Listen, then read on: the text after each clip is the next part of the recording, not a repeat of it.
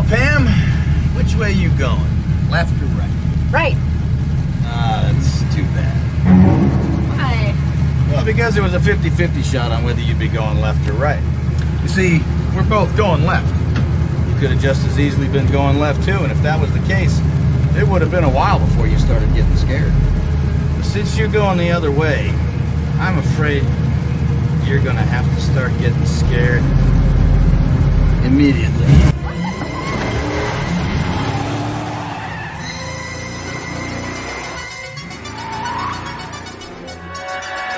There's no more room in hell. The dead will walk here. Out, low down.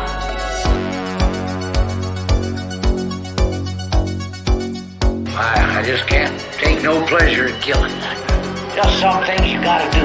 Death has come to your little town, Sheriff. You gotta be fucking kidding. Who's laughing now?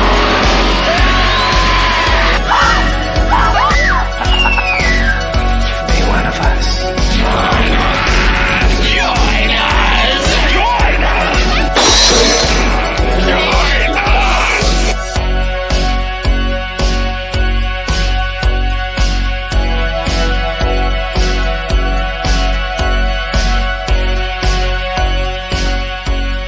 Why don't we just wait here for a little while? See what happens. Good evening, campers, dreamers, and babysitters, and welcome to another edition of SplatterCast. I'm Dylan Newell. And I'm Luke Janesco. And yes, okay, we come to another episode here. This is number 9, I want to say. I think I said I believe 9 so. a couple I weeks think we're ago. rocking and rolling here. We're coming right up on episode 10 pretty soon here. But no, this has been great. We have been really staying committed, staying great about putting stuff out on the channel and keeping things going. So we are sticking to our promise that we are not just going to randomly stop producing content and just leave for 2 years, even though Luke keeps encouraging me to. You know, it's gonna dragging. happen. I think I'm just gonna like ghost you, and next episode is just gonna be you on here by yourself. I don't care. I'll keep it going. I love it. We're committed this time. I'm done with the 9 to 5s. Let's make this the career. Let's do this. Oh, I already quit my job. Oh, I shit. thought you did too. No, we're not getting paid yet, bud. Oh shit. Well, I'm gonna damn. have to go cancel some NECAs. No, yeah, I guess so. But yes, okay, this brings us to episode 9. This has been a real head scratcher for me because after Spawn, I really didn't know what I wanted to do. It's no secret, we're coming up on the month of October, and we've got a lot of cool stuff planned for you guys. We got a lot of stuff coming down the pipeline. So kind of the little space in between here, because normally how we were doing this from the start was we did a few shows. So like we did a couple of them. We kind of knew, we planned out what we wanted to do. But as we've gotten more comfortable and a little bit more, streamlined with it, we've kind of, been a little bit more loose with it. We've kind of given ourselves up until probably about 2 weeks, usually about right before the next episode comes out or right before we record. We figure out what the next one's going to be. I didn't know what I wanted to do. It was literally not until we sat down to record Spawn that I had figured out what I wanted to do. And it just kind of dawned on me that it's like, I love this movie. I haven't talked about it or even watched it in a long time. And what a more timely time to do it than the fact that it's getting a 4K release actually this week. So I guess without further ado, I'll introduce what we're talking about this week, and that is going to be Neil Marshall's Dog Soldiers. Wait, you're telling me you didn't like the transfer that we had to watch? No, I love the transfer we had to watch, but I'm definitely excited for the 4K. I know that there's a point of contention in there as we go along, but some people not so happy with that one. Yeah. I mean, we'll dive into it, but I find it horrible. It is really something where I have trouble sitting through it. So I'm very excited for the 4K release. It's something I'm going to definitely probably trade in my old copy here and pick up that new release because I mean it's pretty affordable. And we were looking at those extras that they've added on, so I mean it's totally worth it. Oh yeah, no, they're definitely really doing up that 4K release. I have some notes about that actually on here that I took because it's kind of an interesting story.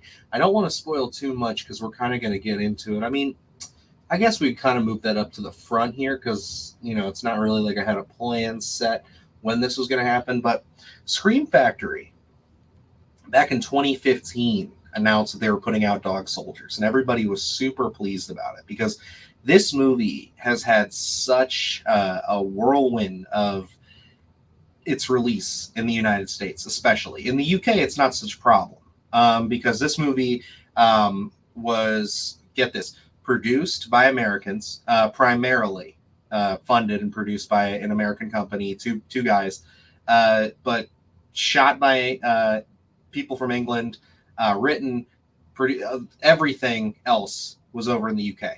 So it was like one of those things where it's just like over there, this was a real movie. This was, brought to us in the theaters. You got to do that. It had its traditional DVD release, all of that. Where over here in the States, this was sold to Sci-Fi. So this was a Sci-Fi original, which is fucking crazy to think that this movie of all movies comes out on Sci-Fi. And I have to note, and I didn't really even make the connection until just now, this would be the second Sci-Fi original movie that we've covered on this show since we rebooted. It's very wild because as soon as, doing the research on here, because I didn't know about the whole Sci-Fi release until honestly doing the research for this podcast. And it's just like, as soon as that was mentioned, I believe it's either on the commentary or one of the little extras on the Blu-ray. At least that's where I learned about it. And I'm like, as soon as they mentioned that, I'm like, I get the flashbacks to Abominable, and it was like,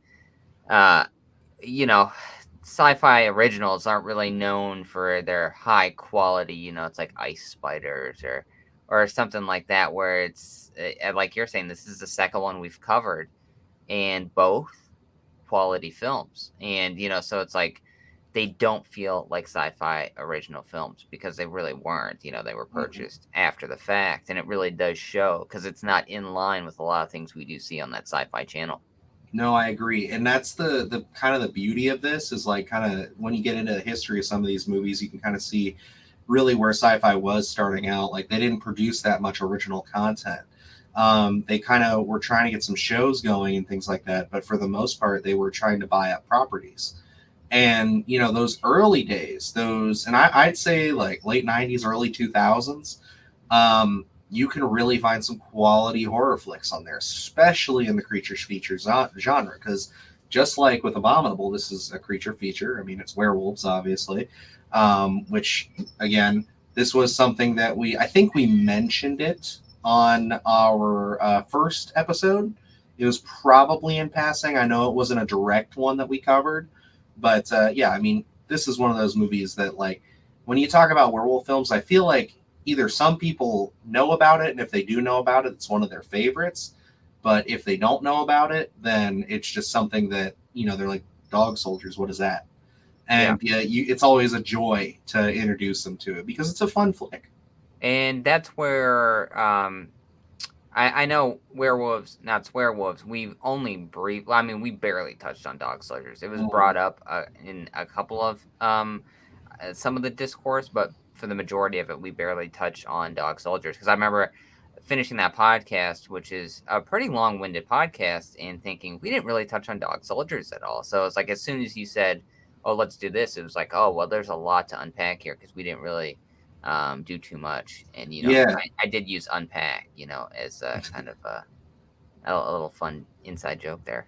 There you go. But I want to kind of highlight a little bit of what was going on with this Blu-ray release. So we didn't even discuss it. So you actually don't really like this Blu-ray release? You mean the transfer? The transfer, yeah. Yeah, the transfer does not look good. Really? I don't mind it. I watched this on my big 4K TV upstairs. Yeah. And it's grainy. And the only real scenes I could say that suffer too much for me are the scenes outside.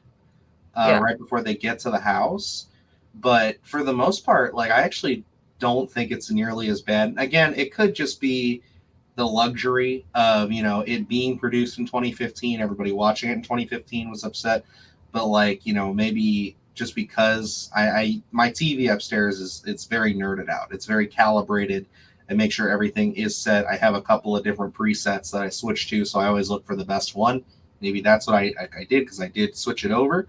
Yeah. So, you know, maybe that's why. But for me, I don't think I was nearly as harsh on the transfer. No, and I'll say everything in the light, it really shows. That transfer is not great. But when we get into when it's darker, it's in the house. Yes, I'll agree that it's not as jarring.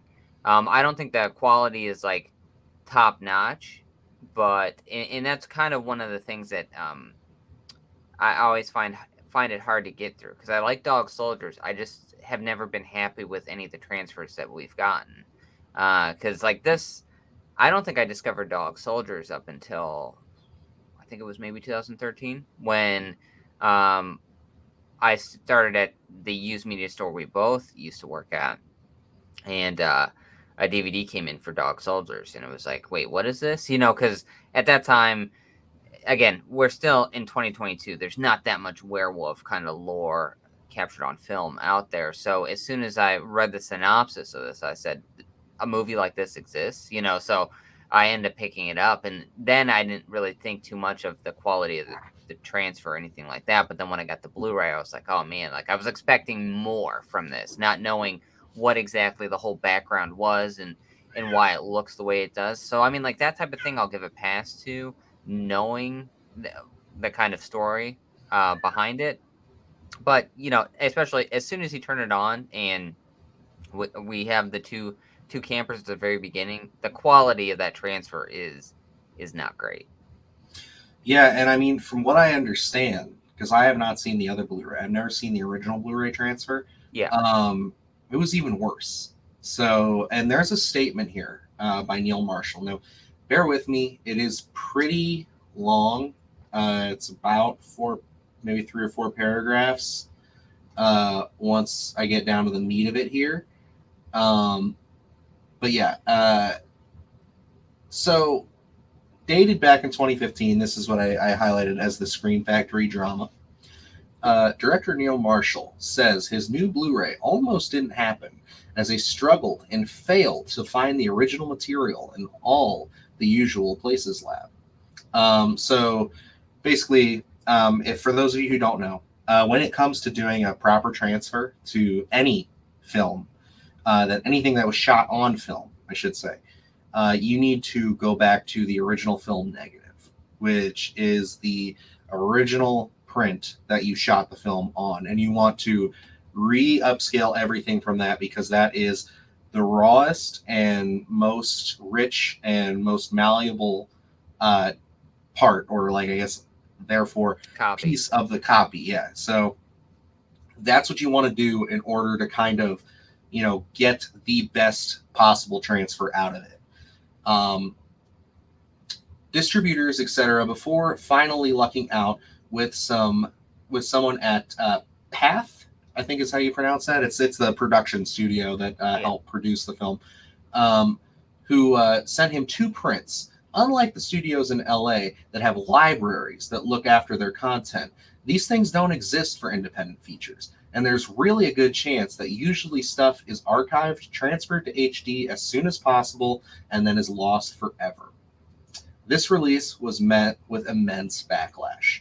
Now, getting into the official statement by Neil Marshall, it seems myself and Scream Factory have been experiencing some major flack regarding the Dog Soldiers Blu-ray release. So I figured I should fill in a bit of background here. First of all, I wholeheartedly support the Scream Factory release. The previous Blu-ray, not available in the UK, was made without any involvement from me. And I remember when it came out to the general consensus that the picture quality was not great. All credit to Scream Factory for wanting to involve the filmmaker in the process as much as possible. So, and I'm just going to go piece by piece and kind of talk about it. I feel like that's the easiest way to get through this.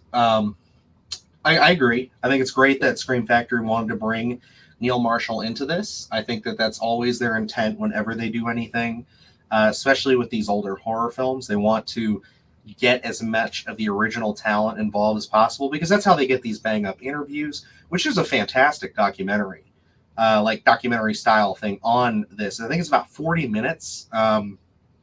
You watch that and you'll know everything from start to finish on how You this mean the was put werewolves together. versus soldiers? Yes, werewolves versus soldiers. That's a full 60 minutes. Is it really an hour? Yeah. Yep.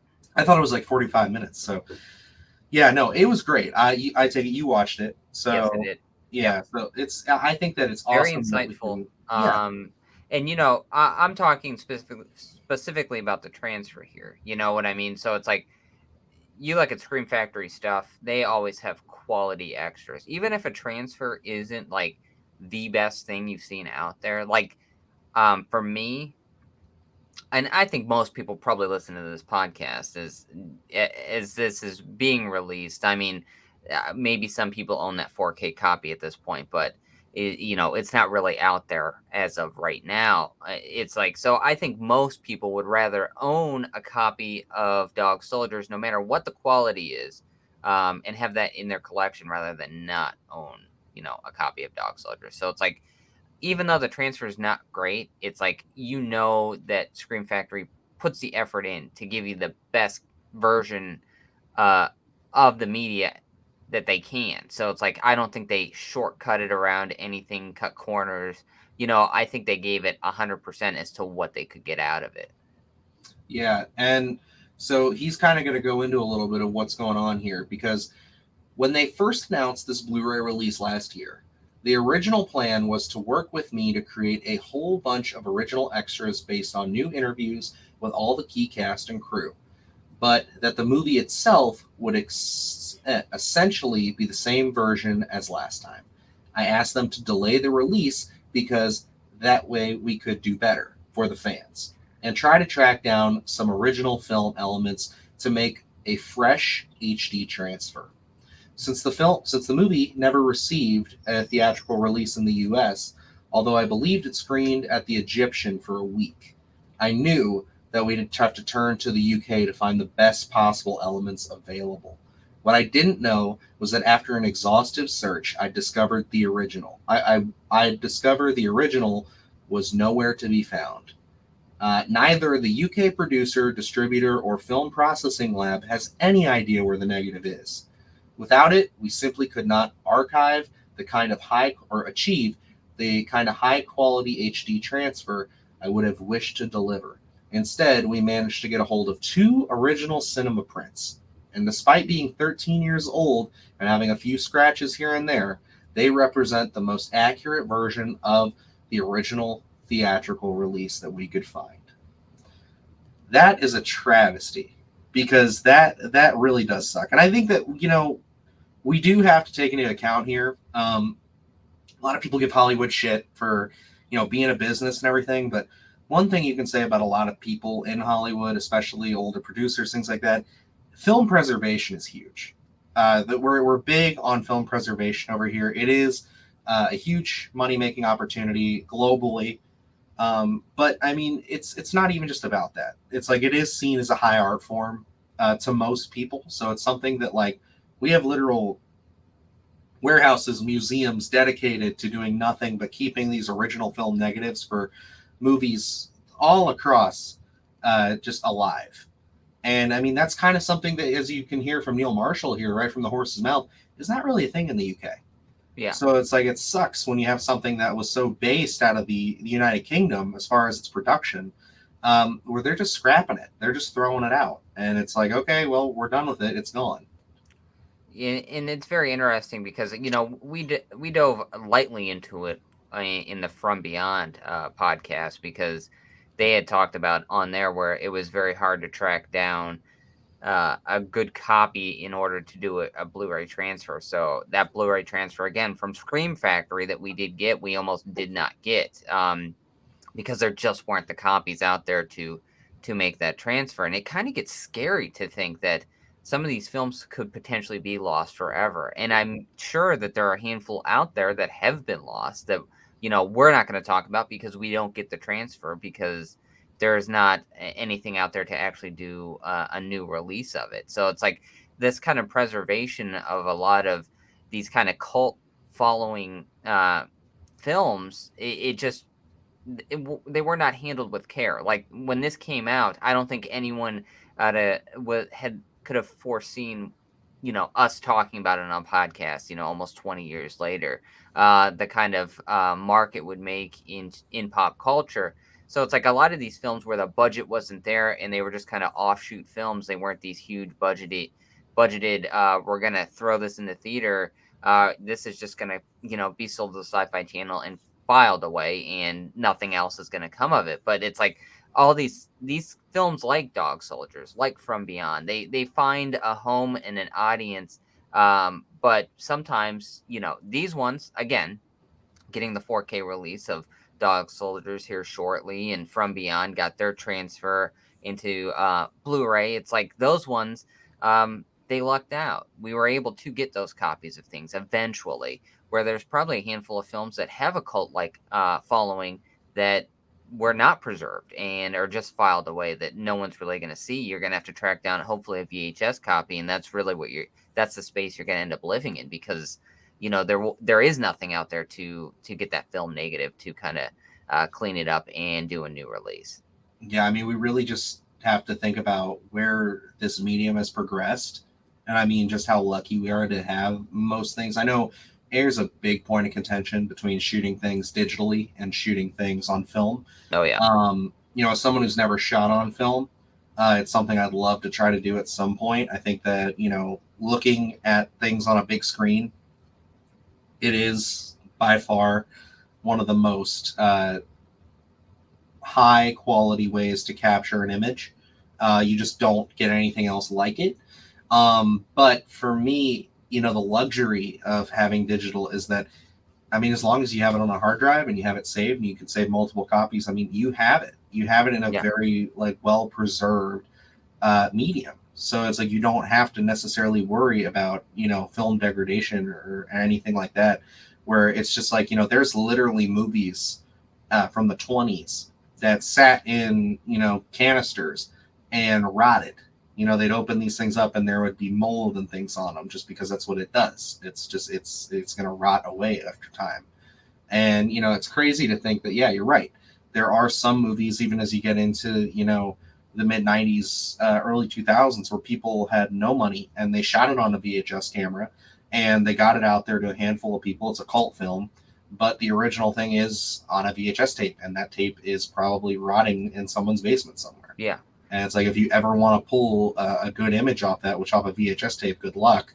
But if you ever wanted to try, you'd be stuck with whatever medium they have available. And sometimes that's not the best. Yeah. Getting back into it. However, as close as they are just cinema prints. And in terms of color timing for the new Blu-ray, we're limited to the parameters of the prints itself, which means in basic terms, if the contrast is high on the print and the blacks are crushed, which they are indeed, then there is no more visual information to be gained from them.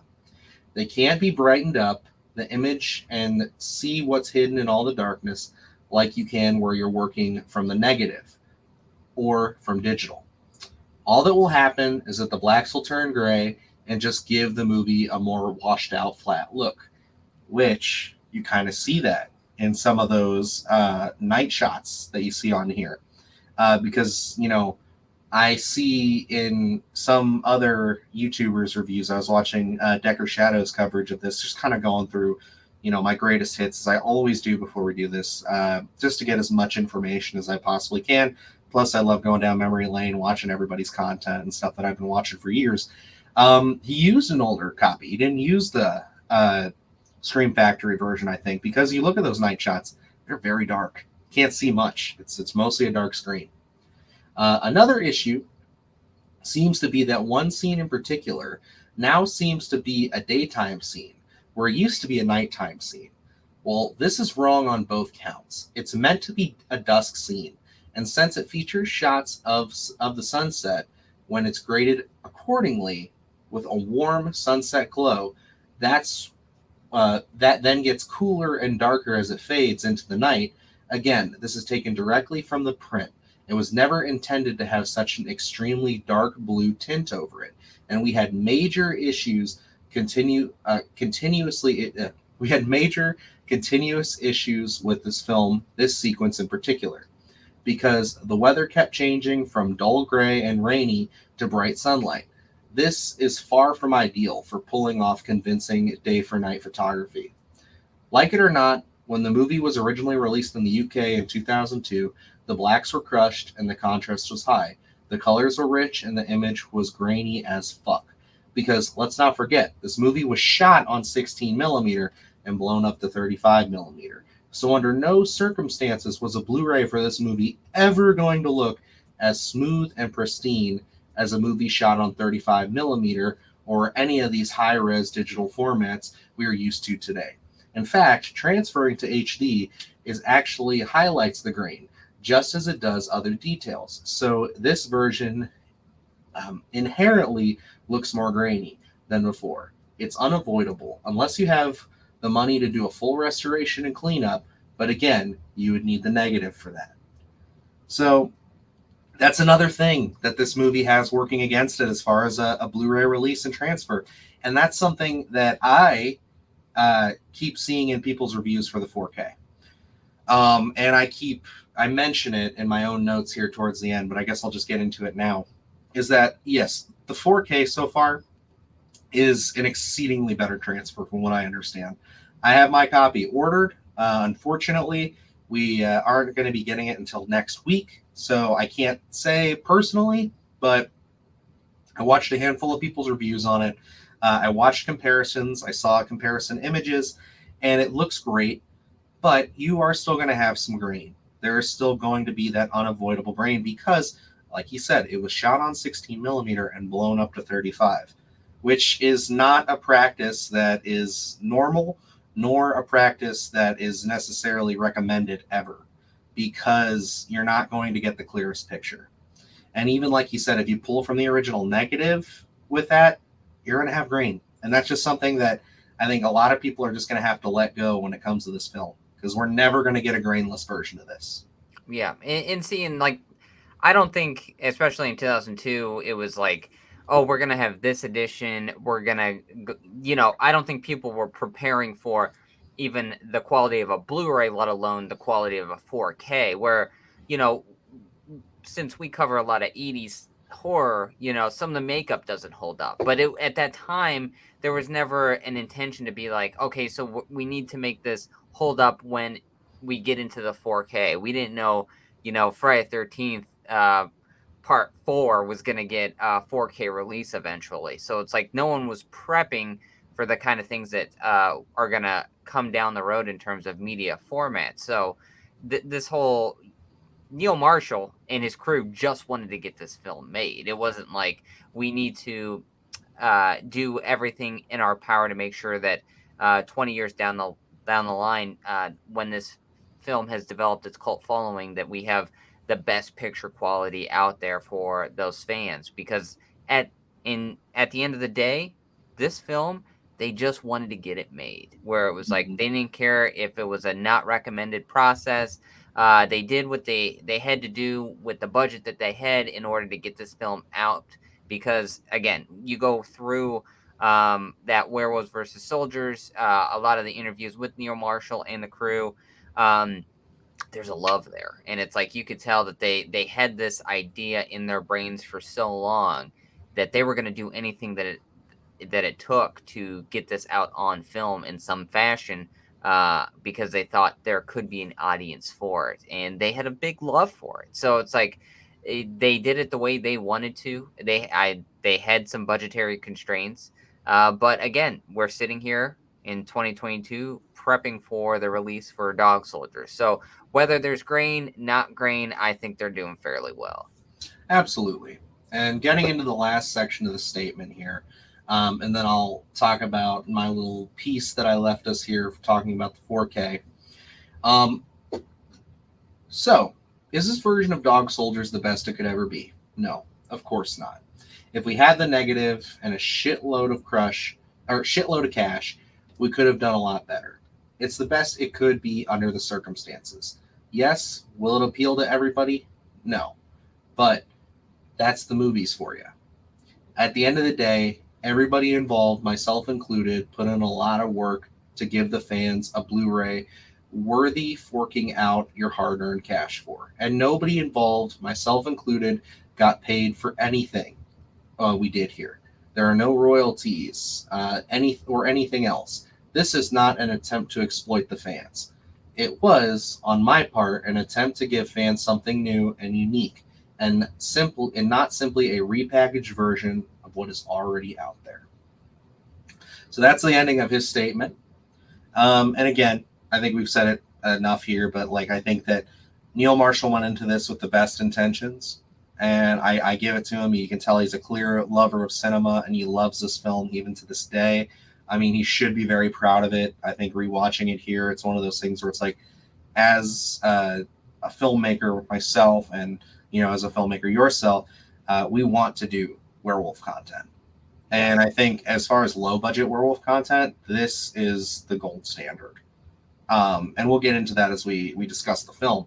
And then I go into my little statement here. But as of today, 2022, the original camera negative of the film was found. And a team was able to go back and restore the film to glorious 4K, which was released in the States by Scream Factory on 8/23/22.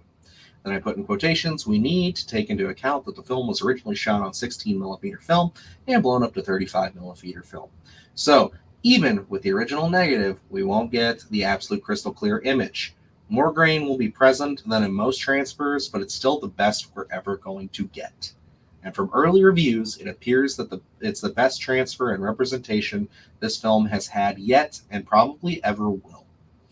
I'd also like to note that the film restoration again was overseen by Neil Marshall and Sam McCready. So that is the director and cinematographer. So again, after getting all of his shit in 2015, the man still came back when they found that negative and made good with the fans. He came through, he oversaw it, he loves this fucking movie. And, it's awesome to see that even after all the shit, after having to release a fucking statement about it, which again, I'm just going to say, is absolutely insane to me that he had to do that. I mean, the backlash must have been crazy because of that. And from what I understand, it kind of was. Because it's like, we are so selfish as fans. I'm sorry. We are. We're getting this transfer, and people are calling this a money grab, when really, like, at the end of the day, the circumstances put against him, maybe they didn't know it at the time, but, like, that's insane. I mean, just the fact that this movie was even getting a new release with all these extra bonus features, we should be happy about that. Because, I mean, like, they didn't have to do this. Nobody had to do this at all. Yeah, we're just lucky that it happened. Well, and to go back to his statement where he says, this was not a money grab, to get people's hard-earned cash.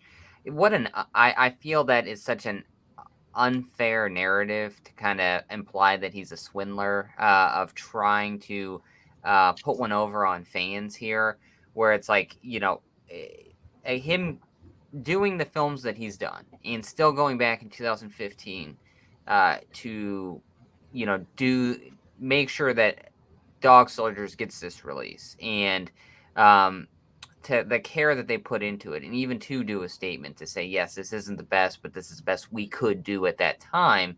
It shows the love that he has here. And again, going into that extra content that's on there, you hear the love in his voice, a lot of things that he says, where he believes that, werewolf content is kind of unrepresented in a lot of the horror realm, just because it's very hard to do. So you can tell he has a love for Dog Soldiers. You can tell that there seems to be unfinished business there. So I think he likes to live, through this film, where it's like he continuously comes back to it. And to say that there wasn't anything to get out of this original release in 2015. I mean, like, if they would have taken this, did the transfer with no extras and said, here you go, we put some cool art on the front cover, everyone be happy. It's like that wasn't the case. There's still a lot of cool a lot of cool extras in here. The cast interviews, a lot of different things that you can really take out of this release. So it's like I'm so glad that we're getting the 4K version of this. But as someone who grew up, when we talked a few weeks ago about McFarlane Toys and kind of going into the movie Maniacs, and for me growing up, there weren't that many horror different kind of action figures, really any merchandise in general. So now it's like, we're living in the space nowadays where it's like, we have the NECA figures, and uh, now we're getting a 4K release of Dog Soldiers. It's like, how happy should we be that we get to complain about a 2015 Blu-ray release of Dog Soldiers? How lucky are we to complain about getting a Friday 13th NECA action figure and complaining that maybe the mask doesn't fit just right? It's like at that point we're kind of lucky to be living here and complaining about the things that we do, because at in a different space here, if this was 2002 and this film was made in 82, we may not even be bothered be getting another release of Dog Soldiers. It may just live in that moment of time, and then we just move forward. But we are getting those extras here, so it's like, yeah, I agree that sometimes maybe things aren't handled with care, and we shouldn't just take what's given to us. But you could tell at that time in 2015 they did the best that they could do, and it's like getting this 4K release now. They're doing it because there's a reason to do it. They're not doing it for a cash grab. They're not doing it for the fans to reach in their wallets once again to buy another copy of Dog Soldiers. This is a legitimate, better looking version of the film. So it's like it's worth your money to kind of, I guess, kind of go back and maybe spend another $25 on another version of Dog Soldiers, especially when you look at that. And I think this was postponed briefly because they had to get an okay on some of the extras that they had put on this, in terms of, I think maybe it was the audio commentary. So you can tell that they just did not clean up the film version here, and they're releasing that with the same extras. They put on a buttload of new extras here, so it's like you're getting a lot here. And I think it is, what is it, only $25? Yeah, I believe that's what I thought. It was 23 on Amazon. Okay, it's not a wild price to be No. getting. Those 4Ks when they initially came out were super expensive. So it's like, Oh yeah, now that we're $34 kind of usually. normalizing the price here for those 4Ks, I mean, this is a deal, and I'm very excited for this release. No, and I mean, I think that saner heads prevail right now in the time we're living in. So it's one of those things where it's like, I think that at the time, maybe, again, like I said, maybe the information wasn't fully there. Maybe people didn't had the wrong idea that there was no statement, there was nothing to say it, and they expected this high quality transfer that you would normally expect from a Scream Factory release. And I get it. If it comes out grainy and it comes out looking a little disheveled, you're going to be upset if you don't know the backstory to this, if you don't know the trials and tribulations that they went through to bring this to us. But at the same time, and I just don't think that the prosecution and the accusations of this being a money grab, especially because I don't think anybody who works with Scream Factory, especially on these older films, is doing this for money. I don't think hardly any of them ever get paid. I think if they're getting brought on, they're doing it because they are interested in doing it. Yeah. And yes, so currently right now, as of its first week of release, you can get Dog Soldiers for 30% off. Technically, it's originally at $36.98, $25.89 currently, but it will not ship for another 2 to 4 weeks. My cart states that it will be here on the 5th of September. So we'll see about that. I don't know if anybody got theirs from Scream Factory. I imagine they did, considering there's reviews up, but then there's review copies as well. So it's kind of a toss-up there. Either way, by the time Halloween rolls around, you should have your copy of Dog Soldiers. It should be readily and widely available for you. And yeah, I mean, just looking at these special features here, man, we've got of course, the new 4K scan with the original transfer from the original negative. They are boasting that out there so hard on the back of this because they're so proud of that, and they should be. We're getting the the documentary again, Werewolves versus Soldiers. Interview with director Neil Marshall. Obviously it's going through all the other interviews. Audio commentary with Neil Marshall.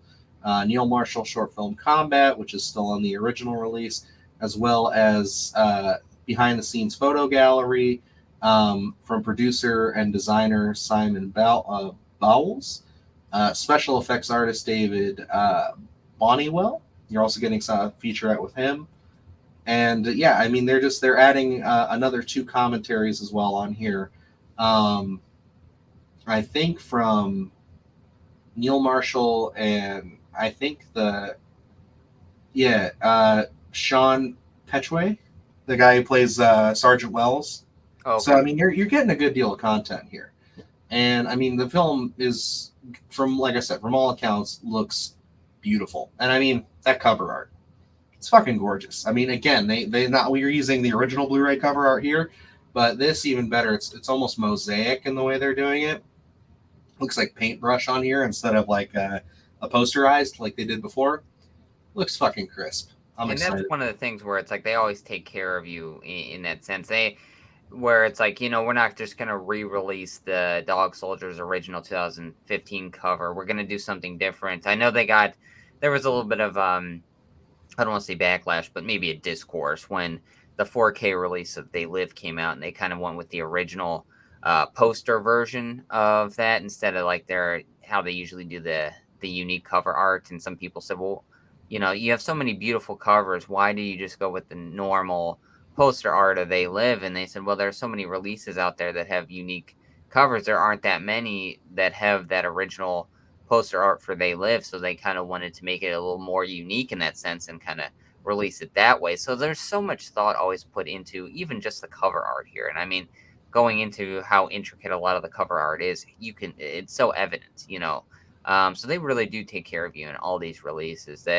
They think like a fan, in terms of releasing a lot of these different things. So it's like, you're getting your money's worth one way or another. Like I know I'm looking at it through a 2022 lens here, but I wouldn't have been upset acquiring the Dog Soldiers in 2015 with that version. And, just with the extras alone that you get there. And again, great cover art. To even have that at that time, I don't think I would have been overly upset about it.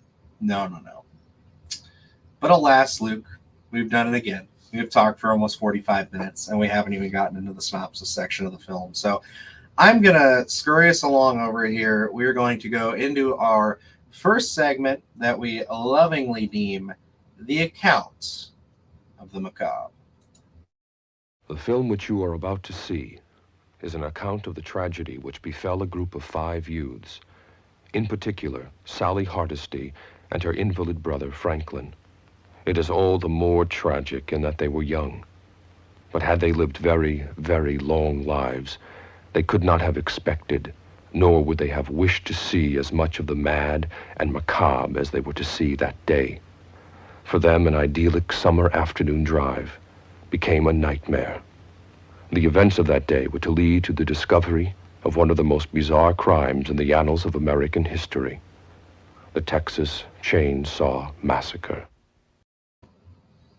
Yes, so this is where we break down the synopsis of the film. We kind of go through all the plot points, let you know exactly what's going down in Dog Soldiers. Now, I am not as great at writing these up as Luke. I kind of have started to figure that out. I feel like he kind of gets all the points across real nicely. I kind of double back on like some parts are really detailed, some parts aren't. But I think I gave it a really good stab here. I did leave the cold open out of this film, out of my little synopsis here, just because I wanted to get into the meat and potatoes of what's going on in the actual story. Yeah, but I will mention the movie opens up, and we've just got our classic horror tropey, a couple out camping out in the Highlands of Scotland. They're just hanging out, and his girlfriend, this guy and his girlfriend, she gives him a gift, a sterling silver letter opener, because I guess he's a writer or something they kind of mention. And I don't think it's really touched on that much. No. but it's just a MacGuffin to get the sterling silver blade in there, of course. Yes, they needed a way to add that in.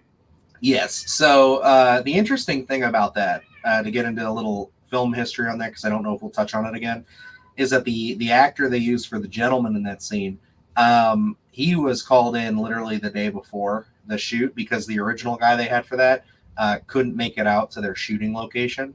Oh, okay. Something came up and he wasn't able to make it, so they needed somebody. And he actually worked with Neil Marshall previously on his short film Combat.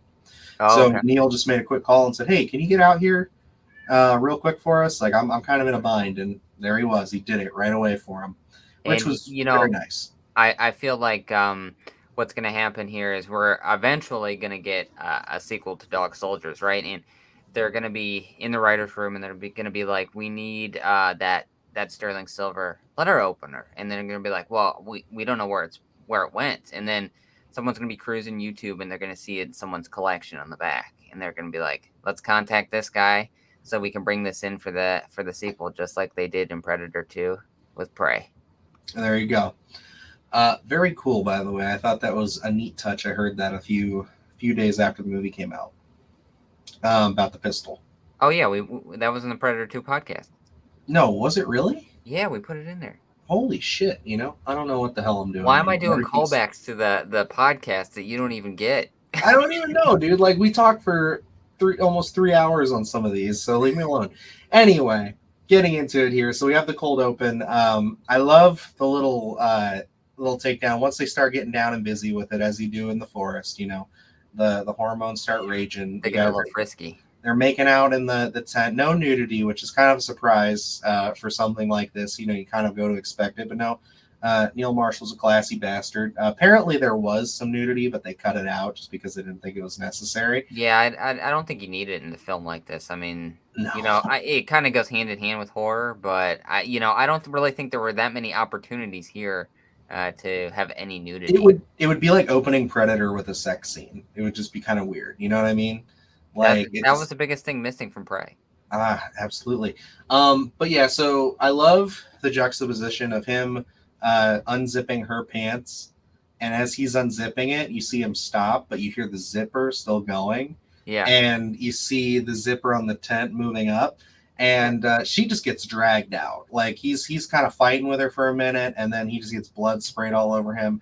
It's a good opening. It's impactful. It sets the stage. I do kind of struggle with this a little bit, because knowing what we know after seeing Dog Soldiers, would any werewolf use the zipper of the tent? I think that it was more just, wouldn't it be a cool scene to have him unzipping her pants and then that, and then I think that that's cool enough and cheeky enough that we can just let that go.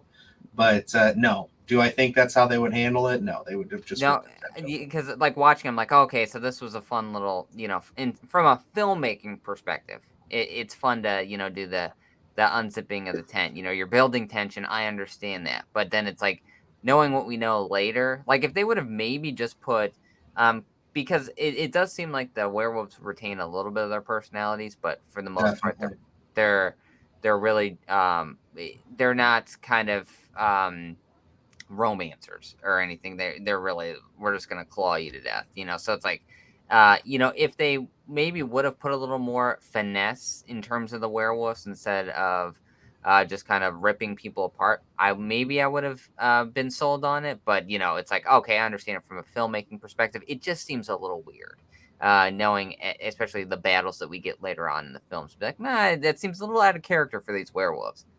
Absolutely, but anyway, I can agree with that. But anyway, we then cut to seeing our main character here, Cooper.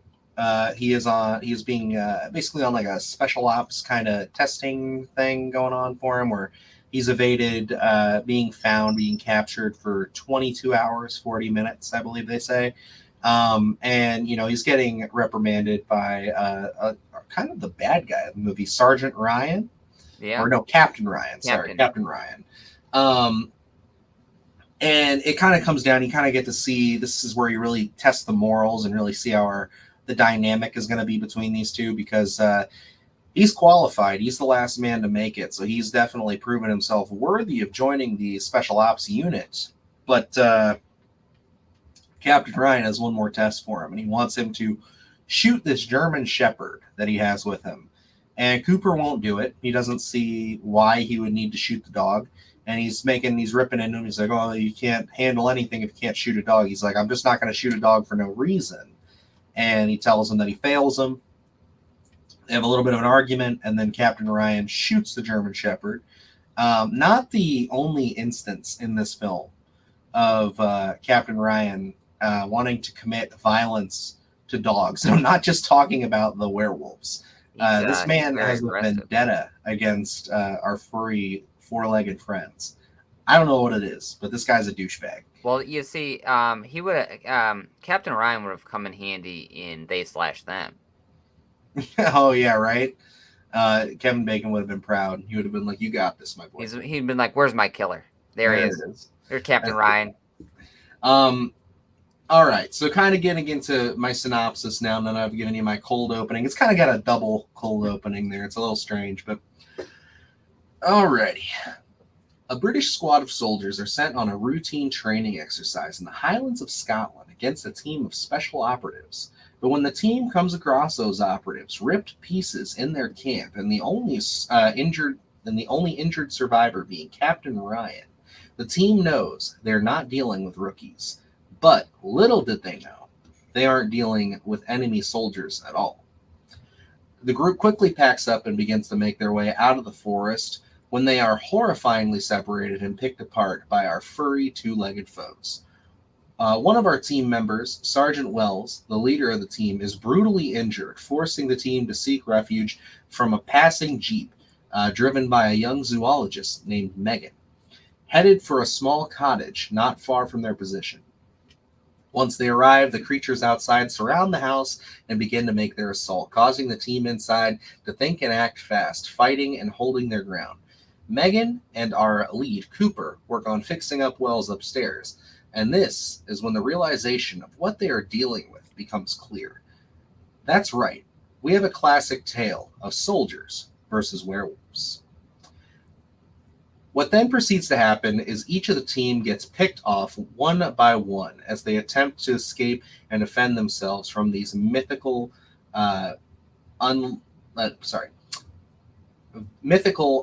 virtually unkillable beasts. Along the way, we find out that Captain Ryan himself has been bitten, and he becomes one of the monsters, dwindling their numbers further until the shoe finally drops, and we find out that Megan has been setting them up all along. She herself is a werewolf and has been assisting her furry friends, although not the entire time. She originally saw the group as her way out and a way for her to get away from her werewolf family, and possibly a way for a cure. But unfortunately, Captain Ryan would spill the beans. The team was nothing more than bait for our furry friends. Megan would then turn on the team and then reveals that she had been assisting the wolves and has brought them inside the home before turning herself. Now with only Spoon, Wells, and Cooper, the boys are the only boys left. They make their final stand, resulting in Spoon fist-fighting the beasts before his inevitable death, and Wells sacrificing himself to save our sole survivor, Cooper, by blowing up the house, presumably killing all the werewolves. But Cooper has one final stand with Captain Ryan, who is now the last werewolf, in the basement where he does discover all of the bodies from the previous victims. And this is when our letter opener comes back into play, and we find out that this is what he uses to kill Captain Ryan in the end, overcoming him and making his way out into the sunrise. So that's Dog Soldiers in a nutshell. And thank you for listening to SplatterCast. Yes. Okay. Have a good day, guys. It's a pretty simple concept. I mean, like as you get there, it's a, it ends up in a forest. You start out there, but then quickly turns into a siege film. It's very much like that Assault on Precinct 13, stuff like that, where it's just kind of like you're boarded up in a house that's quickly falling apart, quickly getting infiltrated, and you just have to keep pushing and keep fighting and just kind of survive the night. And really, at the end of the day, that's the goal. They really verbally say that. They just have to make it till morning. Yeah. And I really like saying that this is kind of more of a simple film. I think this is honestly, I think we'll probably get into it in a little while, but Neil Marshall had an idea of where he wanted to go with this franchise. It just wasn't supposed to be a one-off film, and I think in terms of starting a franchise and where what kind of concept you should deal with here, I think this is the right way to do it because it does feel smaller. It's more of just a one night kind of aspect of something that happens. It's not too involved here. It kind of gives you the layout. It leaves a bunch of questions, I think, and not in a plot hole kind of way, just more so as a what if, or I would like to see more of that. Because this is just, soldiers going through the woods. Um, Getting confined to a cottage with a bunch of werewolves outside, and like you said, becomes that siege film. It's a very unique concept. It's a lot of fun. It's not too in depth here, but it does raise a lot of questions of like, well, what if this happened, or how does this work? So I think like in terms of starting a franchise and what kind of simplistic idea you can go with, I think Dog Soldiers hit it eh, right on the head right here, where it's like this is what you do in order to get that fan base started, and then kind of evolve that storytelling into later films, which was the intention here, which we never fully got to. So it kind of just leaves again. I always go back to potential. There's so much potential in Dog Soldiers, and not saying that that first film didn't realize any potential. It laid out a ton of potential that I would love to see in follow-up films. It just never happened. So it's like going into this film and just turning it on for what is this, about an hour 45? I Yeah, it's mean, about an hour it's 40. a hour 45 that goes so quick because it's like again, it's not an in-depth film where a ton of things are happening, but it just moves and goes and goes and goes until those credits are rolling. So it's like uh they don't go a lot of different places. They kind of set up shop again in that cottage because they're kind of confined into that space, but they make a ton of use out of that cottage. Oh, absolutely. And I mean, you were right. This was initially planned as a trilogy from Neil Marshall. That is something that he has been saying since the film's release.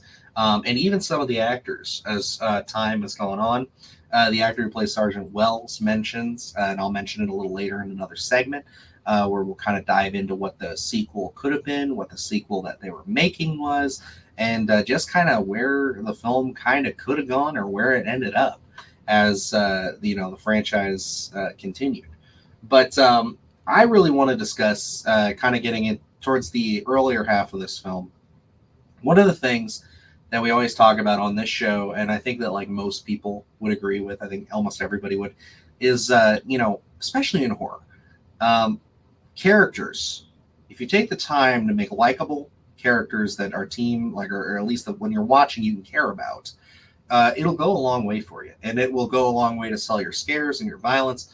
Um, and this movie does an excellent job of that because I think those early scenes with our team, our unit, going through the forest, kind of getting to talk to each other and everything, and you just really see the camaraderie that's building with them, and just through their little comments to each other, you kind of get the sense that they may not know each other, like some of them longer than others. Like I think that Spoon and Sergeant Wells have a deeper history, but you can tell that Cooper's a newer face, but he is still really well established himself amongst this group. And I think like those early scenes really do a great job of showing everybody's personalities. And I mean, it's no secret. Some of these guys, especially the character of like Bruce and Joe, they're in this just to die and to die viciously because it's a werewolf. Like you need that to happen. But like they still feel like a unit. They still feel like a group as the film opens up here. Yeah, I think there is a lot there in terms of character. And again, it's like one of those things where Neil Marshall just has a very unique way of writing in terms of, like I had said, not much happens in the actual film itself. It's a very simple film. They don't go a lot of different places, but again, he makes the most of it. And I think that translates over to the characters as well, because it's like that camaraderie at the very beginning. They don't go into too many in-depth things. we did the review of Beast, and there were kind of things in there that they kind of really kept diving deep into, and sometimes it kind of felt a little forced to kind of keep going back to. But like one of the things that we're talking about camaraderie here, where they're talking about things that really scare you, your fears, and they kind of have this kind of moment where it's very surface level, very jokey. Cooper says, women scare him and spiders scare him, and then a spider woman, and everyone kind of has a laugh, and then they're talking about the game. It feels real in terms of that kind of being in the military and the kind of jokes that they would crack. And then when Sergeant Wells kind of gets a little more serious, it doesn't feel forced. It feels like, okay, we're giving his character some teeth here, kind of opening up, and again, that's what I like about kind of the dynamic here, because that Sergeant Wells character there is usually the sergeants, the captains, whatever, are full on hard asses. You know what I mean? But like he's the one that everyone's giving these surface level answers that aren't real serious at all. But Sergeant Wells kind of gives this really in depth kind of answer where it kind of gets everyone thinking. So I love that the camaraderie, the dynamic that they add there, because that Sergeant Wells character, he just feels way different than a lot of portrayals in terms of, like, I guess you would say leaders in the military, because he does open up. You see the relationship he has with Cooper, so it's like it feels real. There's more than just one dynamic there. So it's like I think Neil Marshall, he makes the most of kind of these characters, even though again it's kind of getting to the cottage. That's really where we're gonna go with it. So you kind of have to pick and choose your moments here, which I think he does so well. Yeah, and I mean, like, you can really tell that he, like you said, makes the most out of it, and he does state that because, like, this being his first film, he went into it with, this is my first, it could be my only. So he's going to give everything he can, and there was a lot of exposition and a lot more camaraderie scenes as they made their way through the forest here. There was a good about 30 minutes before we would even see any werewolf action. In the film, I want to say it's 12 to 15 minutes before shit starts hitting the fan. So it's one of those things where it's like, we could have gotten a lot more exposition with him, but, they had to sell the film. Producers kind of talked to Neil Marshall. He tried to stand his ground on it, but at the end of the day, in the cutting room, he just kind of agreed and said, I know what kind of movie I'm making here. I should probably, cut this down a bit. And I think it works. I think for a hardcore fan like myself, I would have liked to see more moments like that, but I understand for a general audience, you're trying to sell this. Yeah. You're trying to make this, we want to get to the werewolf action as quick as we can. Which again is, I think, why we have that cold open the way we do, because you want to get that fear. You want to kind of introduce the threat a little earlier. Otherwise, we're talking about, almost a half hour. And if they had it their way, almost 40 minutes before, we even get any kind of werewolf action, which for a Werewolf Siege film, probably not the best idea. But I think that you're right. Sergeant Wells is definitively, after watching this, he is my favorite character in this movie. I love how much passion the actor gives to this guy. Just like, little bits about his wife, which, funny enough, the picture of his wife, I have it in fun facts here, is Neil Marshall's sister.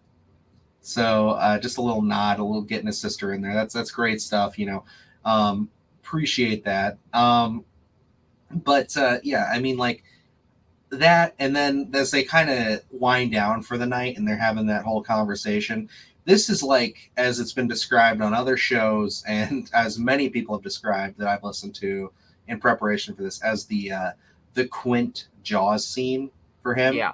And it's actually funny. Robert Englund, when he saw this movie, he was quoted saying that this was the best dialogue sequence, or even the best sequence in the film, is him talking about his buddy in the military who got a tattoo of the devil on his ass.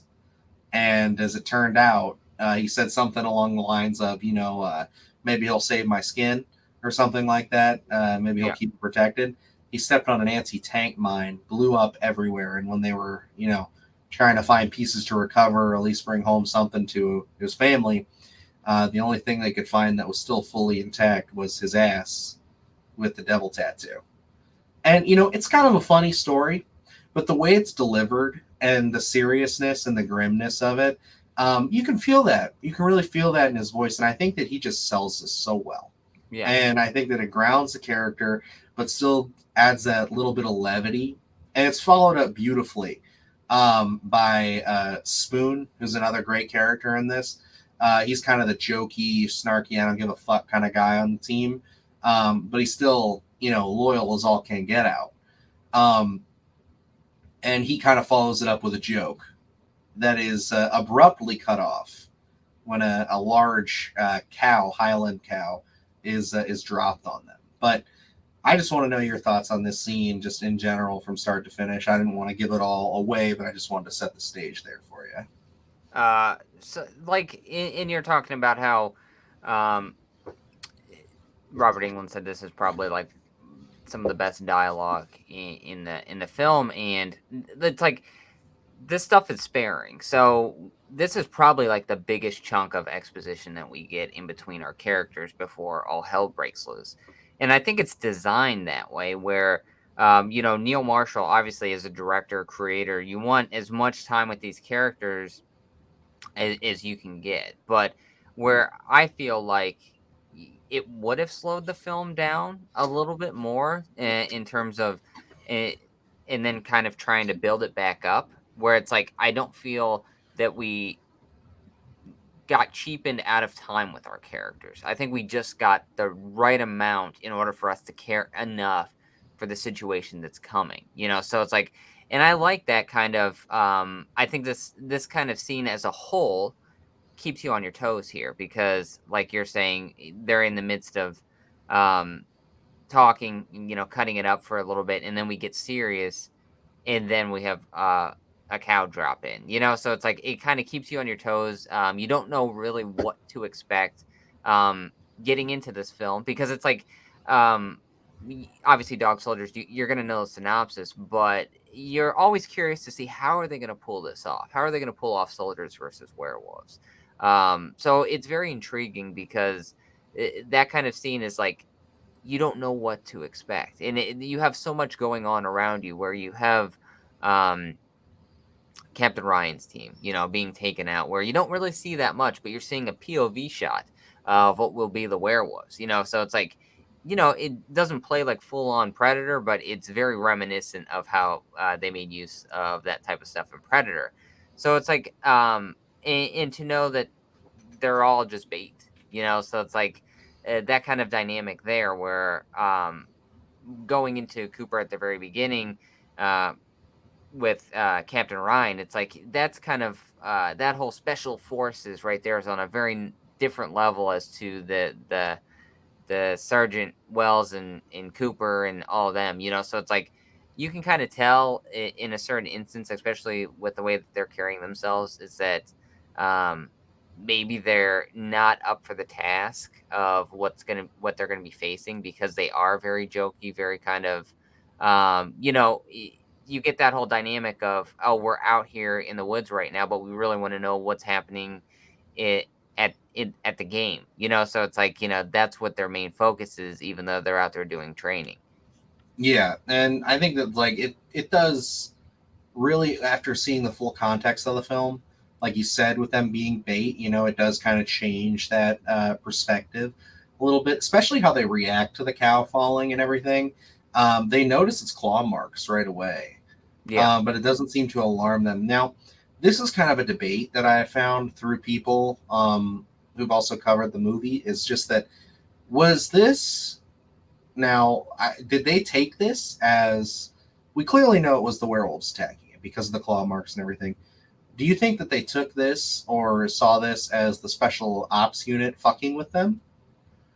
Or was it under the impression that the werewolves dropped this on them? Or did the cow running from the werewolves just fling itself off the cliff and land in front of them? Now, there's a couple different ways you can go with this. I personally view it as the werewolves fucking with them a little bit, because I feel like you would have heard that animal screaming and running and at least making some kind of a noise leading up to it. Granted, we don't see how high up it falls from, so we don't know necessarily what we're dealing with. But like, I think that it's the werewolves, kind of laying it out and staking a claim, showing that this is their territory they're stepping into. Yeah, which that theory seems to make sense. Honestly, I think there are a couple things in here. I don't know if it was Neil Marshall trying to tell a story later on, in terms of how he had this built up in his head. But sometimes there are a few things in here that kind of come off as like, let's just do it. You know what I mean? Where it's like, let's just do it for the sake of doing it. Where I think like this could very easily be one of those instances where, let's have them all talking. Let's just throw a cow in the midst of them to kind of get a good scare from the audience and kind of keep them on their toes. But like what you're saying, I think that theory pans out if we're gonna go into like kind of reading this in a little deeper, because it's like we had talked about where the werewolves are very much beasts, but they still retain some sort of their personality. Maybe not a lot of it, but you can still tell, especially like at the end when you see the face off between Captain Ryan and Cooper. You can tell that he recognizes Cooper. It's just not he's a straight up beast looking for his next meal. So it's like I could very easily see that kind of establishing dominance in a sense to kind of get that thrill, to kind of spook your next meal in a sense where let's just throw this cow out in the middle of these soldiers that we're going to be eating a little bit later on. No, I agree. But to kind of wrap up this section here, because we'll be getting into obviously more of the cottage and the scenes as we go along here. We'll have more opportunity to discuss it. But I kind of want to hop into our next segment here, which we lovingly refer to as Behind the Mask. Happy, happy Halloween, Halloween, Halloween, happy, happy Halloween, Silver Shamrock. It's almost time, kids. The clock is ticking. Be in front of your TV sets for the Horathon. And remember the big giveaway at 9. Don't miss it. And don't forget to wear your masks. The clock is ticking. It's almost time. Happy, happy Halloween, Halloween, Halloween, happy, happy Halloween, Silver Shamrock. Gotta love it. Love that music. Lovely stuff. Because we're getting closer to the Halloween season, and as you can see, I got a new edition here. Another little more representation. The Halloween 3 love is abound in both of our displays. We can't escape it. I know, and that may be coming up on the channel. Hint, Just hint. maybe Something might be coming up. So if you're vigilant and you do your research, you might find out why. I feel like it'd be a travesty if we just ignore it. Wouldn't that be funny? I think that would be a pain in the ass. I think like some people would be upset with us. But yes, so this is our production history side of the film we call Behind the Mask, where we're just going to kind of talk about who was involved in this, how the movie did, its budgets, a couple of stories behind the film, as our usual kind of running through this. And this movie, like we've kind of been hinting, and as we've been talking about, even long after the movie is done, I mean, our 45-minute intro talking about that drama, there was a lot that went into this movie. This was something that I selected the film, excited to chat about werewolves again because we hadn't done it since episode 1. Even then, like Luke was saying earlier, we kind of just briefly touched over Dog Soldiers. And then even with all those films, we never dove as deep as we wanted to into them. So each one of them... We'll circle back to like all of them eventually. Oh, Silver Bullet. Mm-hmm. No, absolutely. So, we're definitely gonna come back to all that because Silver Bullet. I mean, I think we talked about that probably the most next to American Werewolf. Because like those two, clearly, I think I say it almost every episode now. American Werewolf, like fucking love that movie. But yes, so obviously the things we've already been talking about, but I'll go through some of them here. Dog Soldiers was directed and written by Neil Marshall. This was his first feature film. By this point, he had only done a handful of shorts, and this was kind of a real.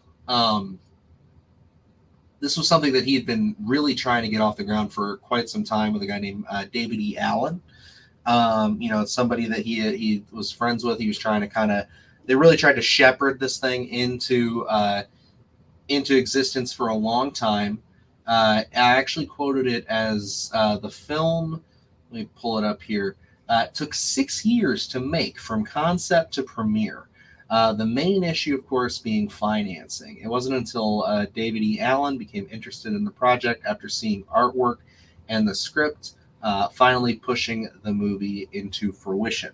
So it's like we really have to thank him for kind of getting this in there. So it's like before that point, Neil Marshall had been working on this with a buddy of his.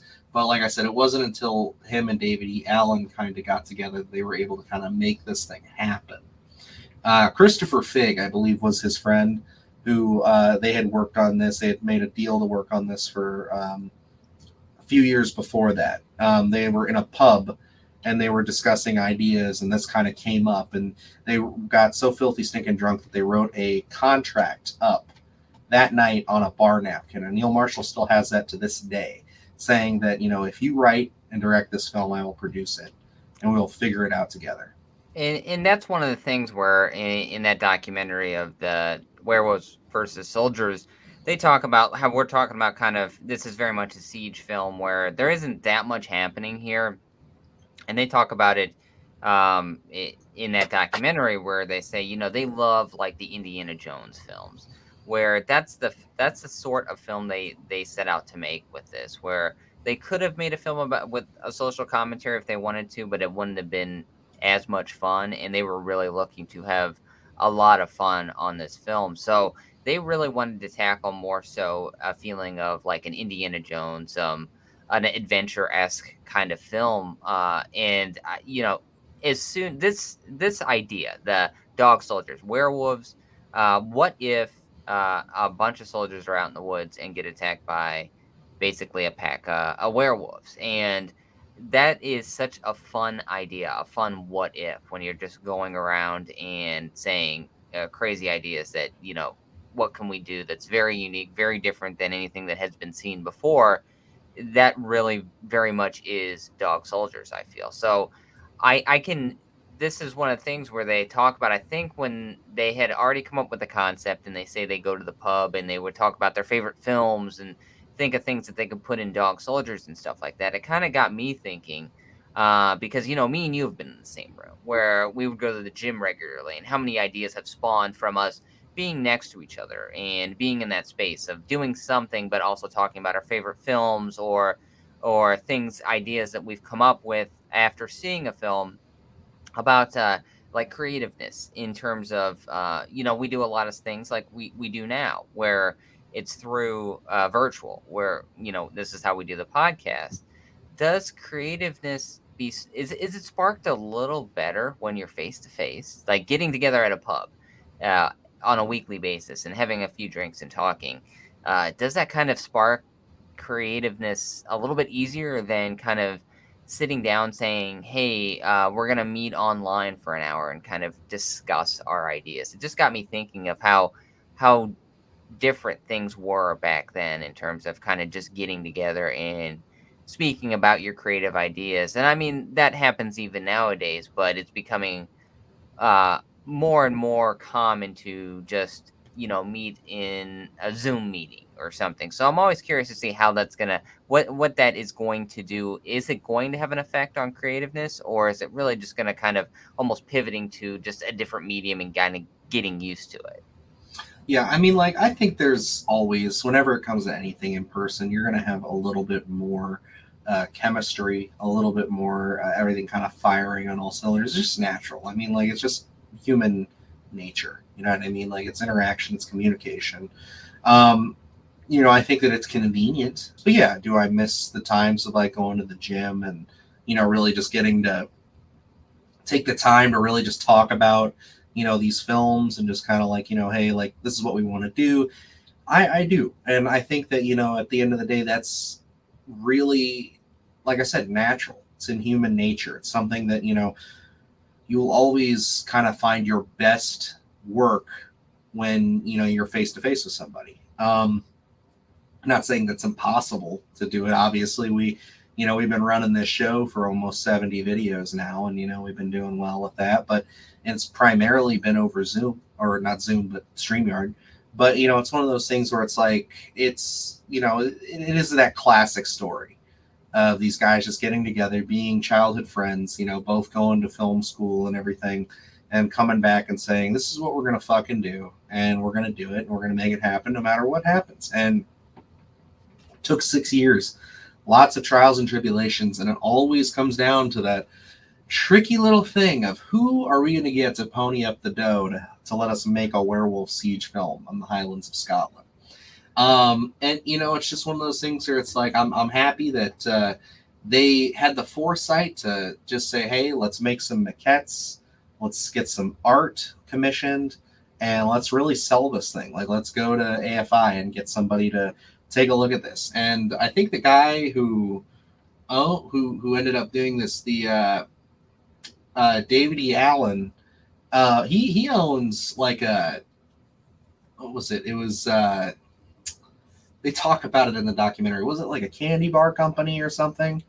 I can't remember offhand. It's something real out there, but he owned that, and he just so far like came through. He had a big old pocket, basically deep pockets, and he walked by and he saw the maquette and everything, and he's like, oh, I've always wanted to produce a werewolf film, so let's do this. And that's literally how it happened. So like they had been trying for years up to this point. They had meetings, things that fell through. And it wasn't until he was able to kind of come through and say, hey, yeah, I'll give you the rest of the money you guys need to make this, that they were able to finally do it. Even then, they had their fair share of issues, as you do with any real independent feature, especially a heavy effects independent film feature here. One of those being kind of the infamous story here is that, we kind of talk about this. There's one thing I do want to mention before I get into this story about Kevin McKidd is, so Kevin McKidd was initially not even cast in the movie. His role went to a little known actor, somebody that I don't even think they're working anymore. I haven't really heard much from him. A guy by the name of Jason Statham was originally supposed to play Cooper.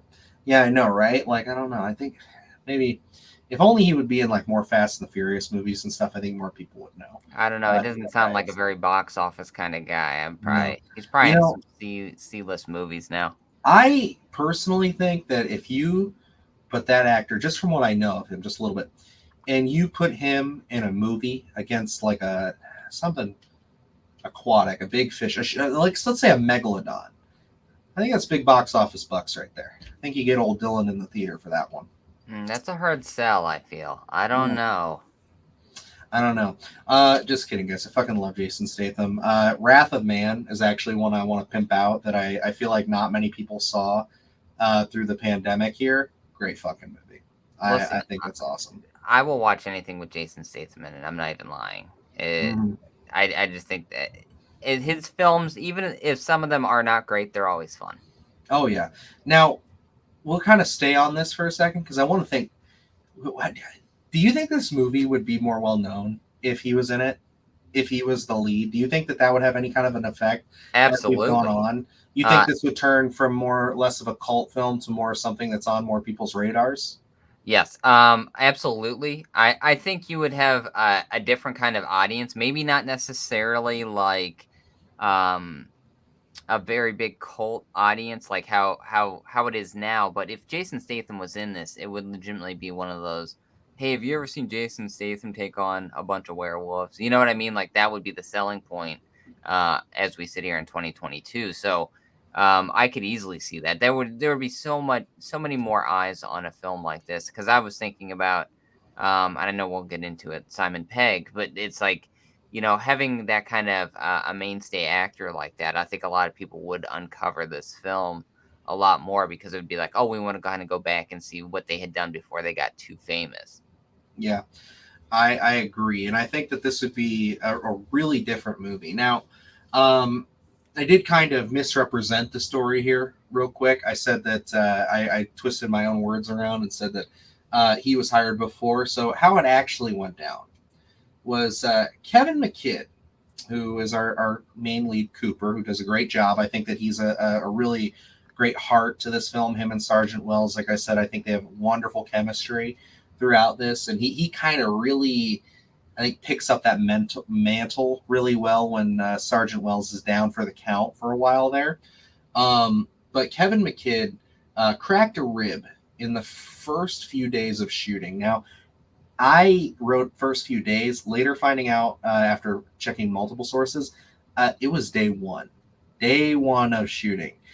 He cracked a rib, and it was because they were doing it was the scenes where they're rolling and running through the forest. It wasn't anything on the ground. He got really into it, not realizing that there were metal plates, or I guess forgetting that there were metal plates in his fatigues, and that's what he cracked his rib on. But he hid that from Marshall in fear of being replaced. He eventually decided the pain was too much and revealed the injury, at which point Marshall did in fact replace him with Jason Statham, who then would later turn down the role due to his commitment and scheduling conflicts with John Carpenter's Ghosts of Mars. I mean, if you're Jason Statham and it comes down to no-name director, first-time writer-director, werewolf movie, that you have no idea what kind of distribution it's going to get. There's rumors that the American distribution at this point, which I don't think there were rumors, but, is going to get put on the Sci-Fi Channel. Or you work with this other, not so well-known guy, John fucking Carpenter, What he ever did. on Ghosts of Mars. What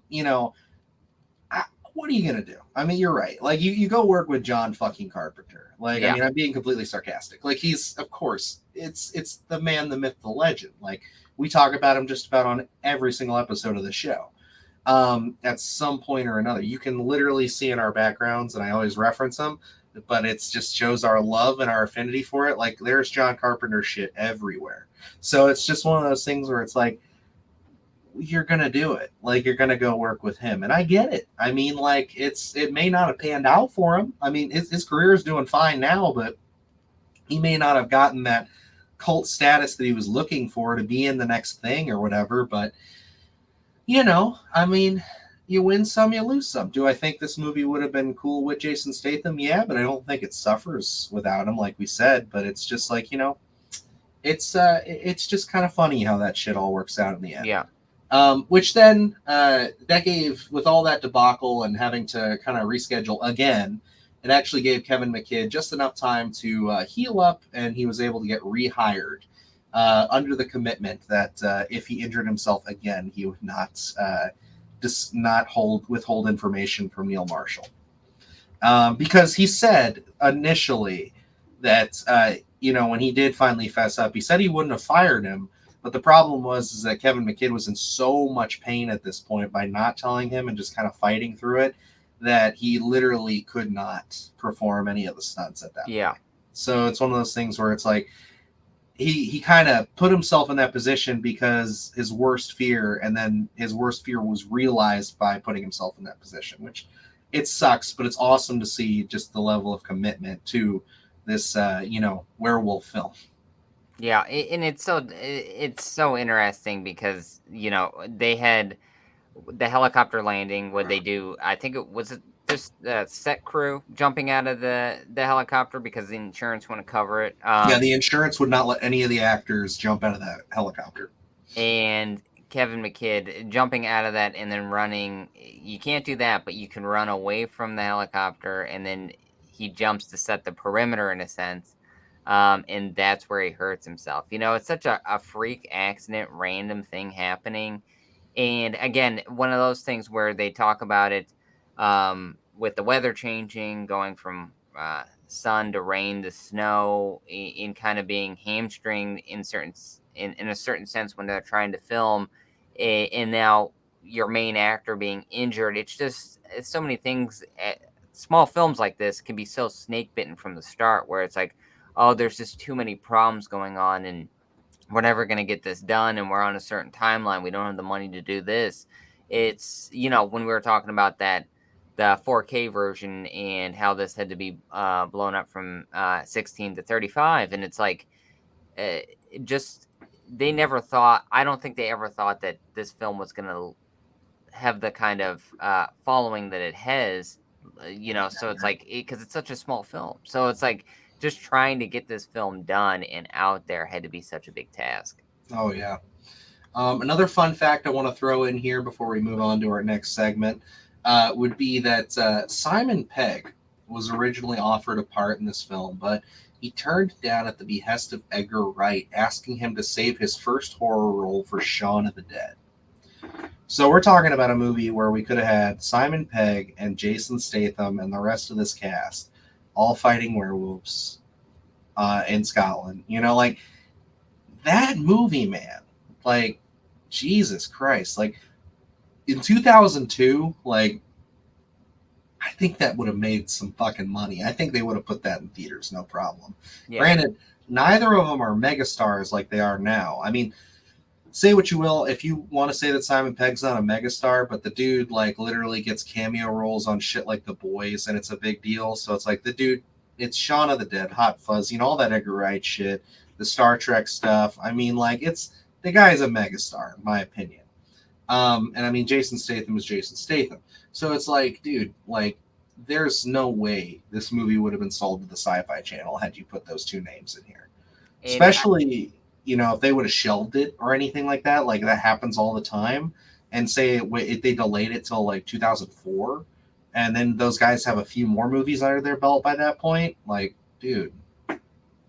And I think that it would have such a different following now. Like, we were just talking about Jason Statham. It's like having Jason Statham and Simon Pegg. I don't think we'd be sitting here having a 2015 and then a 2022 release. I think this would have had so many different releases for different audiences because people would want to go back and see both these actors kind of working together and plus living in a world of werewolves. That's like, it's just one of those, I made the joke when walking at a beast where it's, in 20 years, we're going to see articles about, have you ever heard of the film of Idris Elba taking on a CGI lion? And it's like, I could see those articles nowadays. Have you seen the film where Jason Statham and Simon Pegg take on werewolves? It would have been such a pop culture thing now, I think, just to kind of where those two actors, the trajectory that they're on now, where it's like everyone would want to go back and see that, whether you're a horror fan or not. A lot of action people probably wouldn't want back and just to see that kind of film, because at that point it would feel like a spectacle almost, to be like, but in that case, I don't know if that would have been, it has that niche kind of cult love. I don't know if we're having a general audience going back and looking at it, it would be as loved in that sense, where some people, I think horror fans view things a lot differently than your normal going to see in action Michael Bay type of film, where we enjoy things in a different manner than I think a general audience does. So I don't know if that I think that kind of general audience going through and picking apart this film kind of would have changed how a lot of people view it.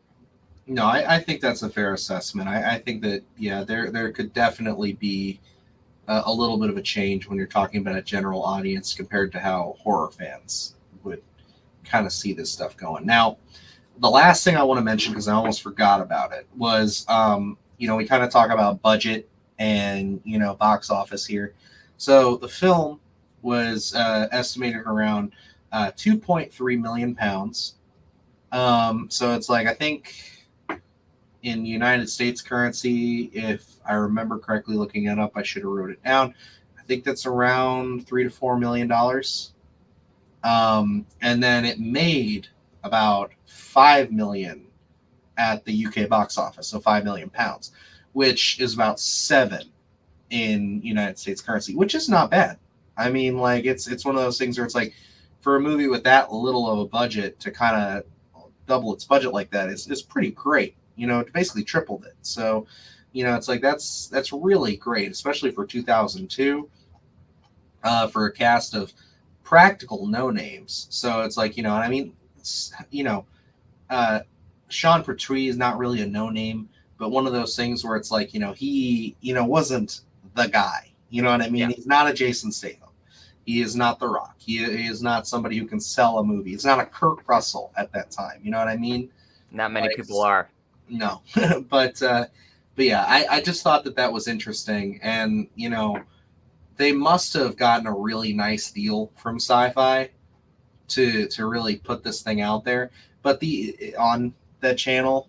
But the other thing that I think it had working against it is that it's a very English film. There's a lot of terminology, and we're very selfish over here in the States.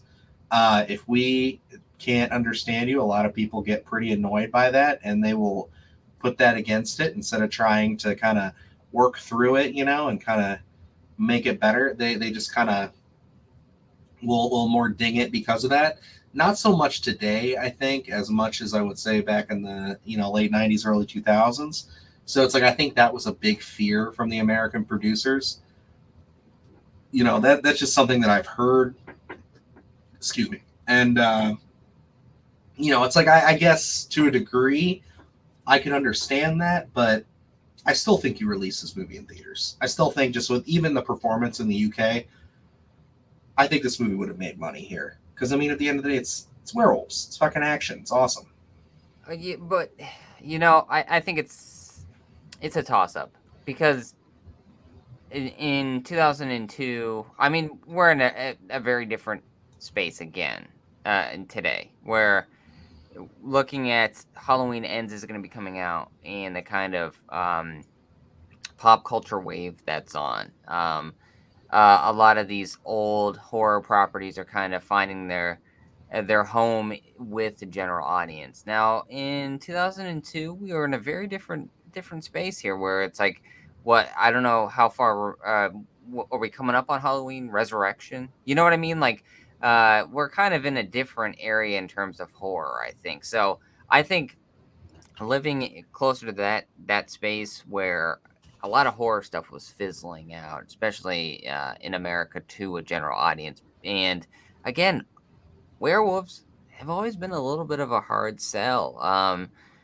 I don't know if maybe they're too much of a creature feature for a lot of people. Where vampires, I think there's an audience for vampires, a general audience for vampires. Werewolves, very different subgenre, I feel, where it's like you really have to be underrated. Well, absolutely. I mean, like me and you will be right there front and center for a werewolf movie, but a lot of people I don't think will, because it really is when you're talking werewolves, you're talking horror. You know what I mean? We're not talking this light horror where, a couple of vampires, your psychological stuff that a lot of people can get into, your true crime, all that type of stuff where it's like even a general audience can get into that type of stuff. But it's like H.P. Lovecraft, cosmic horror, werewolves, that's where we're talking. That's your hardcore fan base. So it's like I can kind of see this not being released in theaters and finding a home on Sci-Fi, just because this is such a niche kind of if you're into it, you're really into it, because a general audience I can see saying, there's a random ghost movie coming out, and then there's a werewolf movie. Which one do I want to go see to be scared? And I think a lot of people will pick that kind of random, very blanket, general ghost film. No, there's nothing tangible about that. In my opinion, I know I'm like you're absolutely right on that. But like, I just think like a werewolf concept is just far scarier than a ghost. I mean, I think like the fact of this tangible beast that wants to eat you, as opposed to being haunted. And I think it's a lot more fun. Like, yeah, I think it is a lot more fun. But I mean, you are talking to two people who have multiple ideas and scripts in the works for werewolf features. So it's like one of those things where it's like, are we biased? Sure. Maybe. But werewolves are fucking cool and they deserve their due. So I without think we're further cool, ado, but whatever. I agree. I am going to move us into our next segment here that we lovingly titled, You Are All My Children.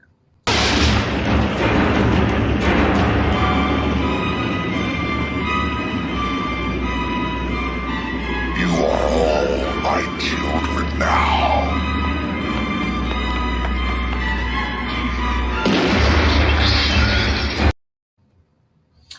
So this is where we kind of break down our cast and crew here. We kind of discuss them in general, a little deeper. Obviously, we have the man Neil Marshall at the helm of this film. We've discussed him quite a bit here, which I mean is easy to do when talking about this movie because the guy literally, He's the driving like I said, force. he's the driving force. He worked 6 years to bring this to fruition. But I kind of want to use some of his segment here to talk about a little bit more of his filmography because he is also responsible for his 2005 follow-up to this, The Descent, which we both watched in preparation for this podcast because I had never seen it. And I think that you said you hadn't seen it. I had never seen this movie. I thought I did, but no, I had never seen this. I can almost guarantee you because when I sat down and watched this, you know what I actually came to? The realization. I had seen the sequel on TV. And I was really young. What the hell is happening right now? I know, right? Yeah, no. So anytime that I've mentioned that I had seen The Descent before last week, I had not. I was getting things all twisted up because I remembered the women going down into the caves. I remember all that.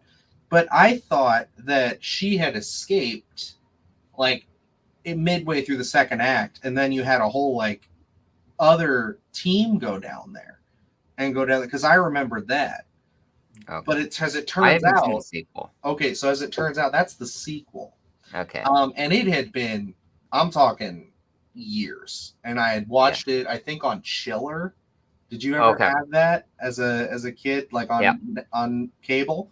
Oh, so yeah. It's one of those things where it's like, when you're watching movies, like just trying to consume as much as you can, it was probably around October. So, it's one of those things where I'm just taking in I'm taking what I can get at that point. So it's like my brain didn't wire it in. So I'm watching this movie last week and I'm just like, I don't remember any of this. Like, it's like, this is so different.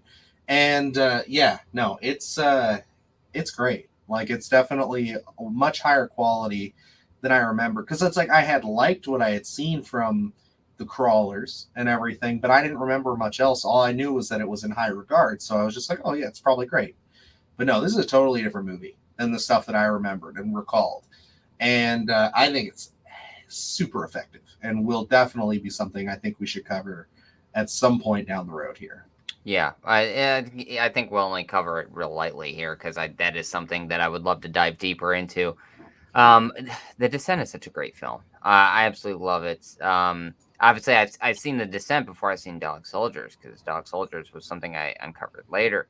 The claustrophobia of The Descent, I think, is so well done. The darkness, again, the way he plays with that. Again, the creatures in that, absolutely phenomenal. His bread and butter is this kind of smaller, very simple kind of story, and you throw in a random creature. I think he works well in that space. I did see Doomsday. Did you check that one out? Never seen it. Doomsday is not bad, but underwhelming in the fashion if you've seen Dog Soldiers and The Descent and know what Neil Marshall can do. And then when you go into the concept of Doomsday, you're kind of wanting more from that film, and it never really gets there. And I know that is a huge jump in budget for him. It's a very big film compared to Dog Soldiers and The Descent, where he doesn't really have that claustrophobia feel at all, because the space is so open for the most part. So I think maybe he struggles a little bit more with the bigger films as opposed to a lot of the smaller stuff that he got started with. Yeah, and I agree with you there. I think that The Descent is arguably, a lot of people would say, is his best movie.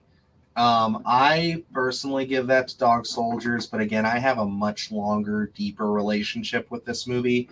Again, also it's up points because it's werewolves. So if you're talking Neil Marshall's filmography, I'm going with that. But after watching The Descent and really actually seeing, what this is all about and kind of what the hype has been for all this time and really fully getting it, I get it. I mean, it's a fantastic movie with great tension building, and yeah, we're definitely gonna have to talk about it. I've never seen Doomsday. I heard that his episodes of Game of Thrones were phenomenal. Apparently, his directing on those was great. And then just going through the rest of it, he's done a lot of TV work over the last few years. Um, I did see his Hellboy, which I don't think is nearly as bad as people say it is. It's not great. I think really what you get a lot of there is a lot of, rightfully so, a lot of Guillermo fans coming out here and defending him for that. If it's not in that trilogy, if it's not the third installment, I think it was on the losing end. It's a I tough haven't sell. seen it, but again, I'm a Guillermo fan, so It's hard to really even, because it's like it's Fair. not it's yes, it is. It's a very different movie than the last. It's cool that they went rated R with it. That movie was marred in production hell, though. There was a lot of producer interference, from what I understand, and a lot of drama behind the scenes. So, like, that was a tough one. That really, I think, was one that he kind of got knocked around a little bit. And I mean, like, that was 2019, and then he rolled into a movie called The Reckoning, which I never saw. I didn't even know I it didn't came see that out. one either. Doesn't have the greatest reviews. But then we have one that we covered on the Sunday Scaries coming out soon, The Lair, which does have some production stills up now on IMDb after I just checked. So, it's looking about right where you want it to be. I saw somebody with a green glow stick, which you have in Yes. this movie, and you have in The Descent, and we will have in the next one, The Lair. So it's one of those things where it's like, that's kind of like the Cornetto like ice cream that kind of connects the Yeah. Edgar Wright stuff. That's kind of his, I think, Neil Marshall's thing. If it's got a green glow stick in it, pretty good chance it'll be a pretty badass movie. Yeah, So, I'm excited for this one. I think it's kind of a more so return to form for him. Again, his bread and butter here, throwing creatures. I think he's gonna do well. I have high hopes for this one. absolutely. Getting into the rest of the cast here as we kind of move on, we have Sean Petrie, who, he's known for obviously Dog Soldiers. He was also on a movie which I do have some fun facts about, Event Horizon. He did just before this movie in 1997, which the bodies that you find in the basement of this movie were actually holdovers from Event Horizon. So a lot of those corpses and pieces and mangled parts are Event Horizon props, which I thought was kind of cool. So, not only are you getting an actor from that, but you're getting, the guy. And he's been in a couple of other Neil Marshall stuff too. He was in Doomsday. He's also, I think, in The Reckoning. Yes, yeah, I believe he is. Yeah, and he's going to be in another Neil Marshall film, not The Lair, but his next one, called Duchess, Okay. which looks to be kind of a mob movie almost. So very interesting. Little bit of a change of pace for him because he kind of sticks to that darker horror fantasy stuff. And he plays the Sergeant Wells character in Dog Soldiers, and I think it's perfect casting there because he, again, with the story he tells, what really sets the tone here, kind of sets the relationship he has with the rest of the troop there, where he just seems like the wise leader, and he really sells it. I don't know. There's a look about him where he comes off as he just knows what he's doing. So I think that casting right there was perfect to kind of be the centerpiece of the troop and kind of be the know-all. And when he's being patched up and he's drinking, and it's like I love that kind of. He's very serious a lot of the time, but then when he kind of lets loose a little bit, I always chuckle because I think he played that so well. The comedy in here, they talk about it where it's like they tried to spruce in a little bit of comedy, but nothing over the top. And again, I think his just works so well. Oh yeah, no, he's like I said, my favorite character in this movie. I think that he brings a lot of heart to this, and you're absolutely right in that assessment. But yeah, he's got a pretty great career too. He's got a lot of stuff he's been in. He plays a lot of bit roles, but a lot of character heavy roles where you kind of get to see him flex his muscles a little bit. Going into Kevin McKidd, he's been in quite a bit of stuff. A lot of people, my wife included, who kind of watched this movie very passively with me while I was doing it. I was sitting there with Atticus sleeping on my chest watching Dog Soldiers, and she's just like, that guy's from Grey's Anatomy. And I'm just like, yep, yeah, he's from Grey's Anatomy. He's been like on 100 episodes or some stupid shit. He's been from the year 2008 to current. So, I mean, he's been on that show for a fat minute. I mean, it's a consistent current paycheck, man. Like, what are you going to do? But he is also, for anybody who plays video games out there, who is a fan of the Modern Warfare series, he also does the voice of Soap McTavish, which is a pretty loved and pretty character that everybody really likes, to say it the least. But yeah, I mean, he's also been in things like he was in Train Spotting, one of his early roles. He played one of the buddies in that. So he's got a lot of little roles here that I think are really well. He's kind of, as things have gone on, kind of fallen up into a lot of TV shows, a lot of voice acting roles. He's done some of the DC animated stuff. It's just kind of like little bits here and there, and he's kind of just looks like he's more or less staying with the TV realm. I mean, it's a consistent paycheck. It's something nice, and I don't think the commitment is as hard. But I mean, when you've been on Grey's Anatomy for, God, that's how many years? Like fucking A, that's like 15 years or something like that. Yeah. It's like that's your time is limited, I would say. And Dog Soldiers was pretty early on in his career. Oh yeah. Train Spotting. So in like just looking at the interviews that are on the extras for this Blu-ray, it's like he's not bad in that role at all as Cooper, but listening to him tell stories and the way he conducts the interviews now, you can really tell he's kind of he's got an aged aura about him. I would say like he's been around the block a little bit. Seems a little more comfortable. It's like going into. I'd love to see him again reprise this role and be that leading man again because. Again, now that a lot of people know him from Grey's Anatomy, I think he can bring even more eyes onto this, and I think he can even being that leading man. I think nowadays he would sell it even better. Oh yeah, I think that he's definitely right to bring back into this franchise. I'm sure he'd love to do it too, but I mean, like it's just one of those things where I hope they can get it in there. We will be discussing that here shortly because there are a couple things on that. But yeah, the last person I'll highlight here so we can kind of keep the train rolling is Liam Cunningham, who played, Captain Ryan, our douchebag of the film, who, obviously is, a dog killer. Did not like him. Most people will know him from Game of Thrones. So, he's one of those actors who has reoccurred a ton. He, I think, yeah, he was through the entire series, 2012 to 2019. So that's kind of his where a lot of people would know him from. There's a few other films that he's worked on, like the remake of the Clash of the Titans. He worked on Centurion with Neil Marshall again.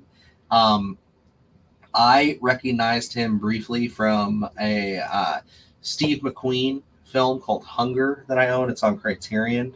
It's not Steve McQueen like the guy with the car. This is the guy who directed like 12 Years a Slave and stuff. Very good role there for him. And yeah, I mean, he's got a very long career. He's done a lot of stuff, whether it's movies or television. I mean, he's even been on Rick and Morty, for God's sake. So it's like, it's one of those things where he is definitely one of the people that stepped away from this movie and continued to have a lavish career. And it's like, the werewolves are the main antagonist here of this film, obviously. But the Captain Ryan character is just so perfect. I would have loved to seen his role expanded upon a little bit more. I love that. I know why you can't do it, just because it's such a small, contained story. There's really nowhere to go with it. I do love that he's kind of that final battle at the end of it, and I love that he's kind of antagonizing him throughout the whole film, where he's just kind of tied up in the chair because no one really trusts him. It just kind of, when the lights go out, he's like, because they can see in the dark, and he goes, and you're afraid of it. Always adding those Oh, great lines in line. there, Great kind of line. riling up the troops. So it's like I think he plays that role so well. I would have loved to see a little more interplay with that, because as soon as he turns, he's out the window and gone for a while. Yeah. So it's like I would have loved to see, even if we had a little bit of a different ending and had him be a reoccurring character, I think would have been a lot of fun. As far as other great lines, because I wanted to find a spot to mention this, I watched this movie 3 times in preparation for this. And I love every time when they kind of get serious and they're loading up their guns and everything. Sergeant Wells' little speech, I will recite it right now. I wrote it down. We are now up against live hostile targets. So if Little Red Riding Hood should show up with a bazooka and a bad attitude, I expect you to chin the bitch. I don't know why. I just think like that is just like such a fucking like perfect. It encapsulates everything. They don't know they're up against fucking werewolves yet, so it's just like hilarious that he went for the Little Red Riding Hood reference. But like Yeah. Sergeant Wells, man, he is just my favorite character in this whole movie. I think that if you do, and I'm saving it, but in a couple of segments from now, if we get into a sequel, like you gotta bring him back somehow. I know it's like it would be figure it such a out. stretch, but just please do it because especially the chemistry between him and Cooper was just It excellent. was great. Oh yeah. But yeah, that about wraps us up for this segment. So I think with this one, we can definitely find a good bit of stuff to talk about here because the next segment we have we lovingly call Creatures Features.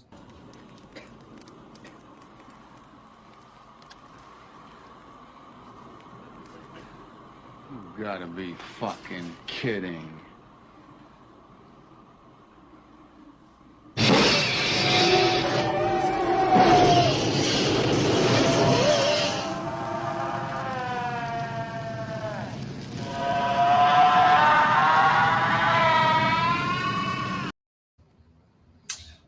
Love that movie, man.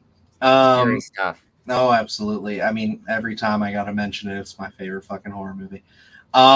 Yes. So obviously, we're talking about a creature feature here. So Creatures Features is the perfect segment for this. This is where we discuss all the special effects, makeup effects, anything that needs to get us those blood, guts, or monsters on screen. We discuss how it was done and the choices that were made to bring it to us. Now, I absolutely love the concept for these werewolves. I thought that this was really strong. I thought that they were really creepy at times. And for me, I'll take my werewolves, just like you said, you'll take your predator any way you can get it. I'll take my werewolves any way I can get it, really. But I do prefer four-legged,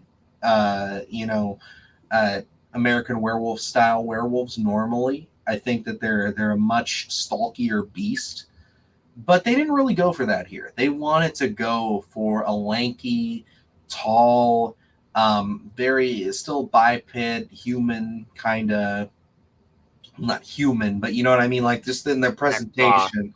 Yeah, they really went for that kind of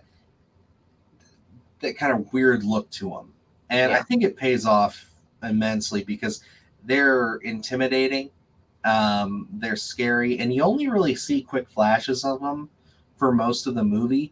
There's not a whole lot of real big close-ups to them, even in the, which is weird to say considering they're in the film a lot, but like it's just you never have like a straight long lingering shot. I would say the most you get are like a shot where they're coming up on Sergeant Wells in the window. It's an infamous shot in the film.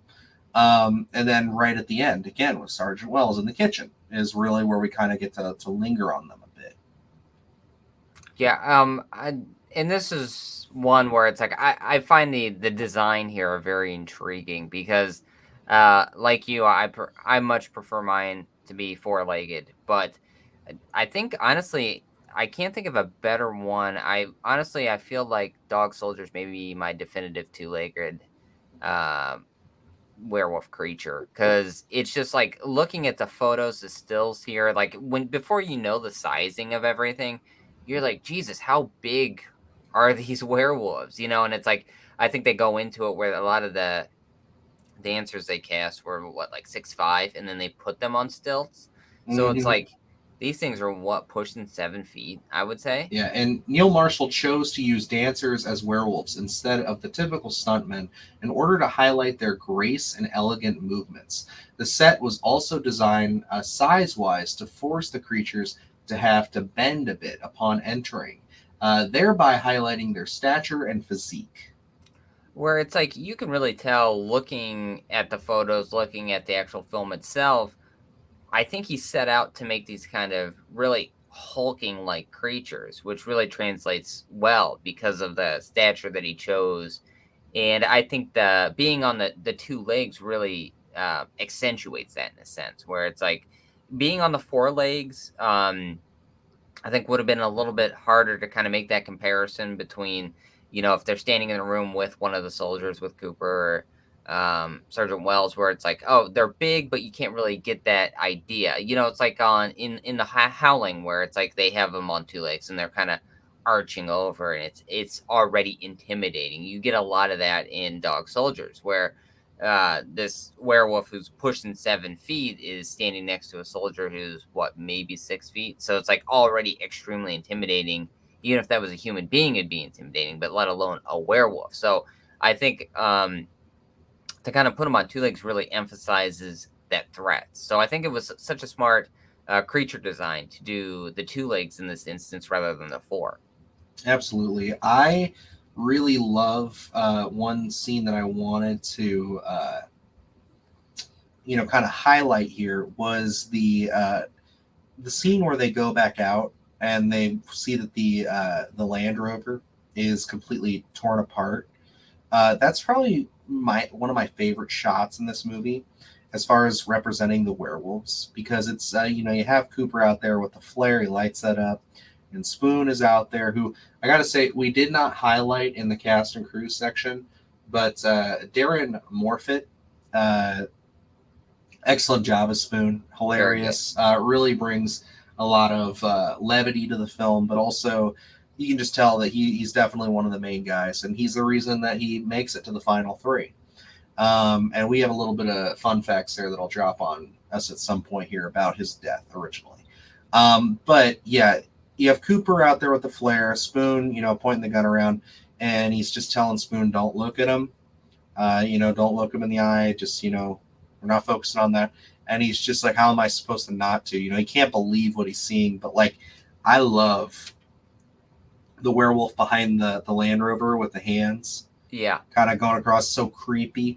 Then you see the one standing off at the tree line with the breath and everything. It just like literally gave me chills. Yeah, I love the way they present the werewolves in this, where like you're saying, you don't, a lot of quick cuts, you don't really linger a lot of time on them. You do see them just enough to kind of get the details, but especially when they're first stuck in the house and they're looking outside and you only see those quick flashes of them running, or their point of view shots, or them kind of standing in the woods, just barely visible. It's like that stuff really builds that tension of, the biggest thing is wanting to see a werewolf in a werewolf film. So it's like building that anticipation of what do they exactly look like, and all the close-ups of their claws, them running, the movement. I think it was just a smart choice overall, and really builds that anticipation to see that creature design even more.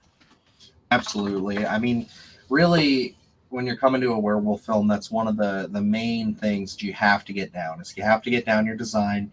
You have to make sure it's down packed. And the problem, I think, when it comes to these movies, as you get along a little further into the 2000s, is that even though I think these movies are good fun, the underworld films really rely heavily on CGI. Yeah. And then you have follow-ups that aren't great, like American Werewolf in Paris, which is just not a great movie, but that's primarily CGI for its werewolves. That you can't make that work. I mean, I have a hard time believing that you could sell that. Even a film that we really liked this past year, The Cursed, CGI. There's some of it that's okay. There's some of it that ain't great. You know, I think the film has a lot more quality to it, and the storytelling and the representation of them, that it sells it to me and it works. But like, yeah, no, it's, if you're going werewolves, they did it right here by going practical. And I mean, that's the big lesson that American Werewolf should have taught everybody by now, is that, you know, if you're going to do these creatures, you got to do them practically. Even Silver Bullet, it's not the greatest looking werewolf, but it's still effective, and it's still way better than we got in anything in American Werewolf in Paris, and Hellsing, any of these other movies where they went full CGI. It's just like, it just doesn't work, man. And that's where it's like Neil Marshall talks about werewolves kind of being unrepresented for the most part in the kind of horror community. And he goes in his interview, he says that I figured out why, because it's hard as hell to create a werewolf movie. So it's like, you know, the practical effects of a werewolf. I understand why there's so much CGI in them, even though it dates itself. But it's like, I can't imagine, especially this being such a small film, and kind of the probably so many troubles that they ran into in the actual practicality of making that werewolf, let alone it wasn't, you know, a lot of films have one werewolf. They have several different werewolves, you know, so it's like having to balance all that. I can't imagine how many headaches kind of came from having those practical wolves. I mean, they look great. They hold up, you know, because of that lack of CGI there, where it's like you can suspend your disbelief for a while, especially with how big these threats are. I think it works so well. One of the scenes that I always think about is, you know, because we talk about gore and stuff in this section, where the werewolf in the barn with what's his name? Is his name Terry? I'm forgetting if that's correct or not. Anyway, That's Terry, yeah, I think. he gets ripped out the window, and we don't see him for a while until we go back to the barn, and he's just covered in blood, being gnawed on by one of the wolves before the werewolf bites off his head and throws it at the Jeep. So it's like that for me, that is one of the most terrifying scenes in here. So well done. Oh yeah, and it's like it's so primal how it's brought upon, because he flips the lights on and then the werewolf notices it, and it's almost just like, I don't really give a fuck. I'm gonna eat my meal here. Yeah. And it's just something so proverbially fucked up about that. Just like how he rips that off and throws it at him. And to think that, you know, Cooper wanted to go get him, and then Captain Ryan's like, oh, you know, he's dead, and, you know, he kind of curses and throws the sword down and doesn't go do anything about it. And then to think later on we come back to that. So he was probably in that barn getting gnawed on for the good portion of what was happening, you know, to think how tortured he was out there in the barn while they didn't go after him just is unsettling. Yeah, because he's still alive when they show him. And that leads into another great gore scene, because the gore in this movie is also really well done. Like, and they don't shy away from it. It's everywhere. There's blood all over the place. Joe, the guy who goes out there to get him, you know, has a fantastic scene where he hotwires the Land Rover. He backs it out, and you're thinking, okay, cool. So they're going to get moving here. We're going to see what happens next. And then he's sitting there. He's waiting for them to come in. He's keeping his cool. And you just see the breath of the werewolf, which I got to say, they don't, the sound you hear is actually just the air compressor that they used to have that. They didn't overdub that at all. They thought that it sounded great and sounded close. And like, until I knew that, I never would have noticed it. Yeah. Because it sells really well as breathing. But you see the breath, and he's just like, you're behind me, aren't you? You know, and he's like, all right, I'm going to have you. And he keeps saying that. He's like, I'm going to fucking have you. And he grabs his knife and he jumps back there. And you just hear him going to town on this werewolf. But by this point, these werewolves have been shot a dozen times and everything. You know it's a losing battle. Yeah. And there's just a big blood spray. They don't make it clear who's winning who, but then the team gets out there, they open the door, and it's just guts and gore and blood, and you see this werewolf just munching on him. And it's like they do a fantastic job with these effects. I say through and through, the effects in this film get a 10 out of 10. Oh, yeah. They knew what we were there for, you know, the werewolves and the gore, and they knock them both out of the park, I think. 100%. But yeah, Luke, do you have anything left for creatures features that you want to highlight, or Nothing specific. I mean, again, this is a film where going into this, sometimes it gets dicey with the CGI, things like that, where they didn't use any here, all practical. So it's one of those things where you don't have to worry about it going in. You know, it stands the test of time, I feel. So going into it, it's always a treat. I think the werewolf here is probably my definitive kind of two-legged werewolf creature. Just the hulkiness of it is so well done. The details on the werewolf themselves. I think it's all great. It all works. Really thought out. Very unique to this film. 100%. I couldn't agree with you more. Alrighty. And then moving into only the second time we've had this segment on the show. Just like to keep highlighting that here, so that way anybody who may have skipped last week's episode, Luke did suggest another segment here that isn't going to be a mainstay. I think when we can fit it in, we can. We will try to put it in every show if we can. But this segment, which we so courteously called "They Live."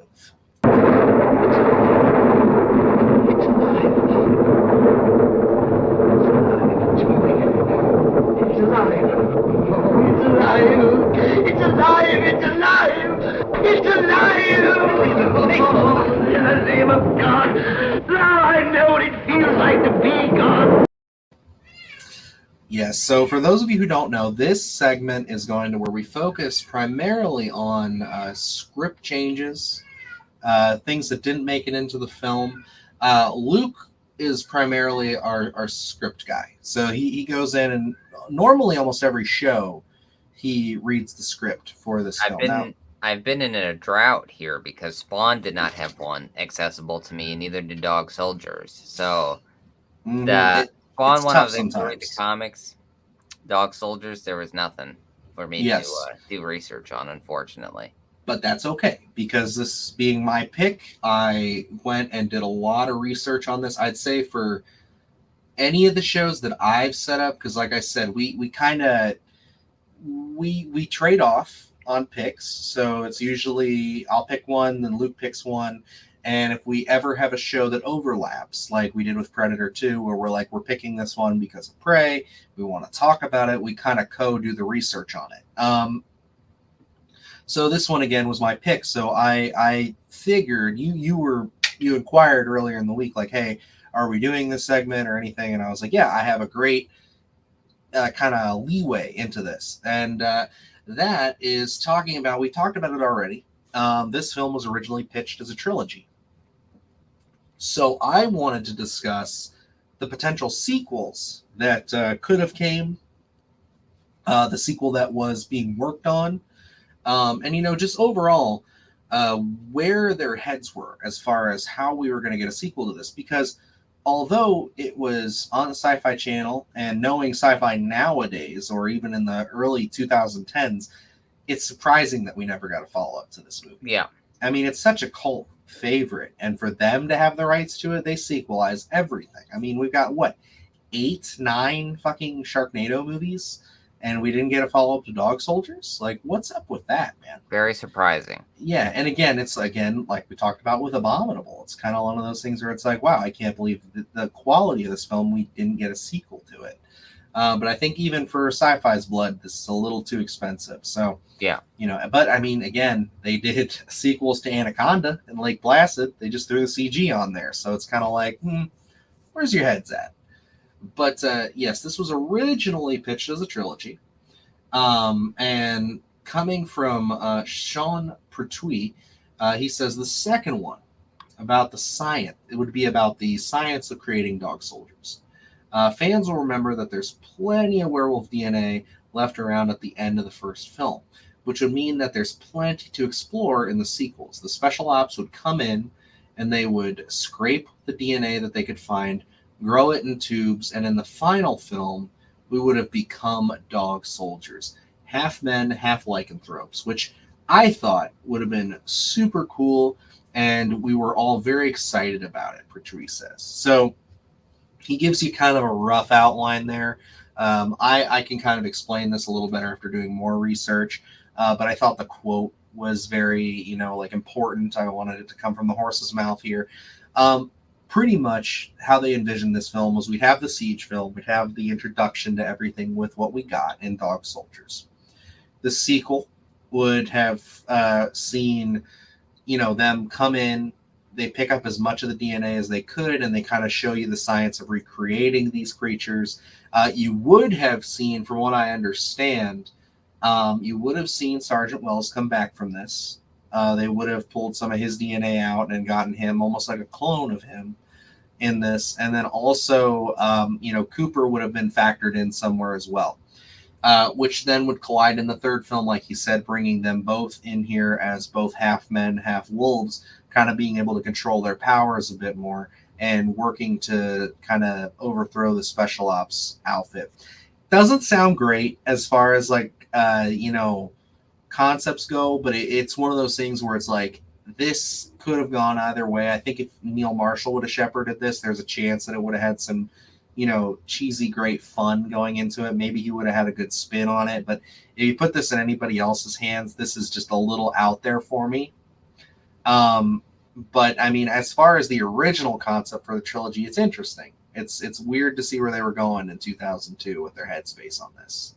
Yeah. And, I think looking back on it, anyone can really say anything of, oh, this was playing this way or this was playing that way. And you kind of almost becomes a story in itself as you're discussing it in terms of, hey, we were going to do this, but it never really worked out. So who knows how long-standing that vision actually was in terms of, because when you're so obsessed with that one film, it's like, okay, we just have to get this one out, instead of worrying about two films down the line. It's like you have to worry about that first film maybe not even being made. But again, like I said earlier, where I feel like the concept here is probably your best bet in terms of being able to get even more out of the franchise. This is a perfect setup to kind of elaborate on some further ideas down the road.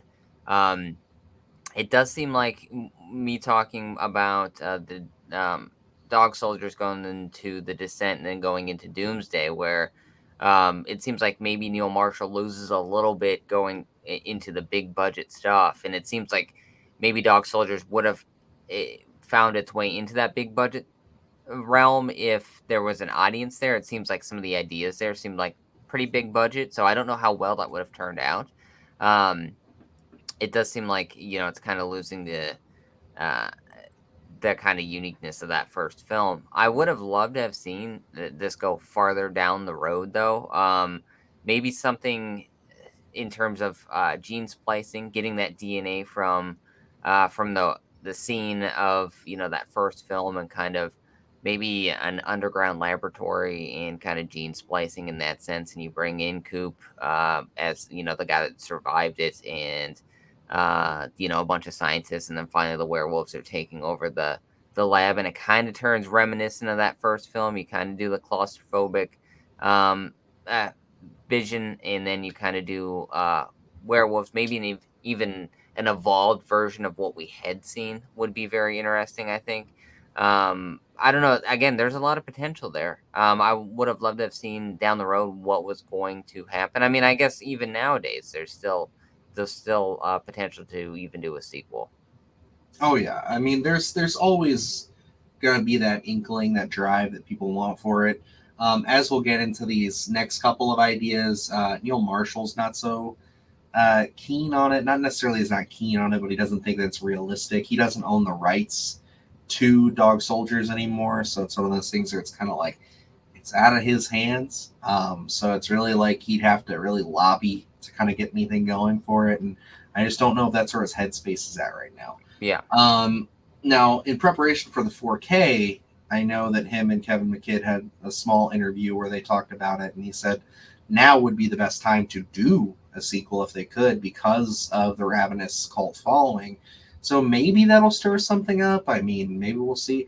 We're getting a Killer Clowns from Outer Space video game, so why the hell can't we get a Dog Soldiers video game and then have that bring forth, let's bring some much needed life back into this franchise. This kind of this concept here is I don't think there are any comics out there for dog soldiers, but it's like I think this kind of idea translates so well into other mediums. Like you're saying, video games. I think comic books would do so well here. Just the visuals from the first film alone can translate so well into other mediums. I'm surprised they really haven't taken any advantage of anything really about that. You know, it's just been this one film, and that's really the only thing we've really lived in throughout for the past 20 years. Absolutely. No, I think you're right up there with this being ripe for some continuation. Now, another idea that was kind of tossed around, Neil Marshall is consistently asked about a sequel. But I think I could fairly say that there's never going to be a sequel now. Now, mind you, this was back in like 2015, 2016, I believe, when this was quoted. I had a whole trilogy planned, but he says it was never up to him. Anyways, as the rights don't belong to him, his own sequel plans alternated between Cooper battling more werewolves or facing off against other supernatural creatures. Instead, he jokes that it would probably end up getting remade before it gets a sequel, probably as a found footage movie or something. So at that time, he was pretty cynical about it. He did kind of present that idea. It kind of seems maybe more as a joke, but people kind of ran with it of like, okay, so the next film, Cooper fights vampires, or he fights, swamp people or something like that. You know what I mean? Like, it's an interesting idea, but I don't think necessarily where any of us want to see it go. Yeah. I think we'd want it to stay more werewolf centric. I think, if you want to do other stuff and say it's in the Dog Soldiers universe, that's fine, but we at least need some streamlined sequels, in my opinion, before we move on from that. And to kind of, jump from that, we also have in the commentary again, Neil Marshall did bring up the DNA idea, where he does kind of discuss, that was the plan for the trilogy. So, I mean, he was really keen on that. And I think you see a little bit of that with, even Megan cutting her hand on the glass in one scene. Like the DNA angle to these beasts and how they transfer their curse was really going to take center stage in any of the sequels that were planned. Yeah, I think they do lay the groundwork there with Megan. I think there was more of a story to be told there. And so I think they were going to go that route if he was going to get a sequel here, because I think, even in that first film, it kind of leaves up a lot of questions of how does this work and how does that work? Where it's like, I think they could have spent an entire film kind of touching on that. But at the end of the day, you definitely need those werewolves. You need that tension where it's like, it's great to explain how it all works in terms of DNA, but you need to make sure you have that threat as well going into that film. So, I mean, the first one set such a high standard. It's like you got to have that tension built for that second film as well. 100%. Now, the last piece that I have for this segment is the furthest bit that we got to a Dog Soldiers sequel. This was unfortunately the closest that we ever got. And so far, and I'm going to check this real quick before I kind of elaborate, that we got a poster. I believe it's an official poster. Yeah, here it is. So when you type this in, it went by the moniker of Dog Soldiers Fresh Meat.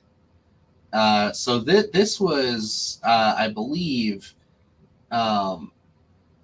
David Allen, the producer who kind of shepherded, who forked up the rest of the cash to get Dog Soldiers going. This was his basically plan for it. Like, this was his idea. He was the one to kind of come through and say, like, yeah, I want this. Apparently Liam Cunningham was confirmed to be coming back and playing Captain Ryan again, and we'd have the director attached to it of Rob Green, who did movies like The Bunker and Hybrid, and they're not great movies, but he came from the editing world, so that was something that he did. So it's like he kind of had not much under his belt.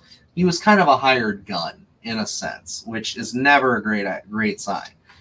So maybe it's for the best that we didn't get this off the ground. And so the little synopsis and little thing that I got here was with a budget of $5.5 million, so a little more than the first film would have had.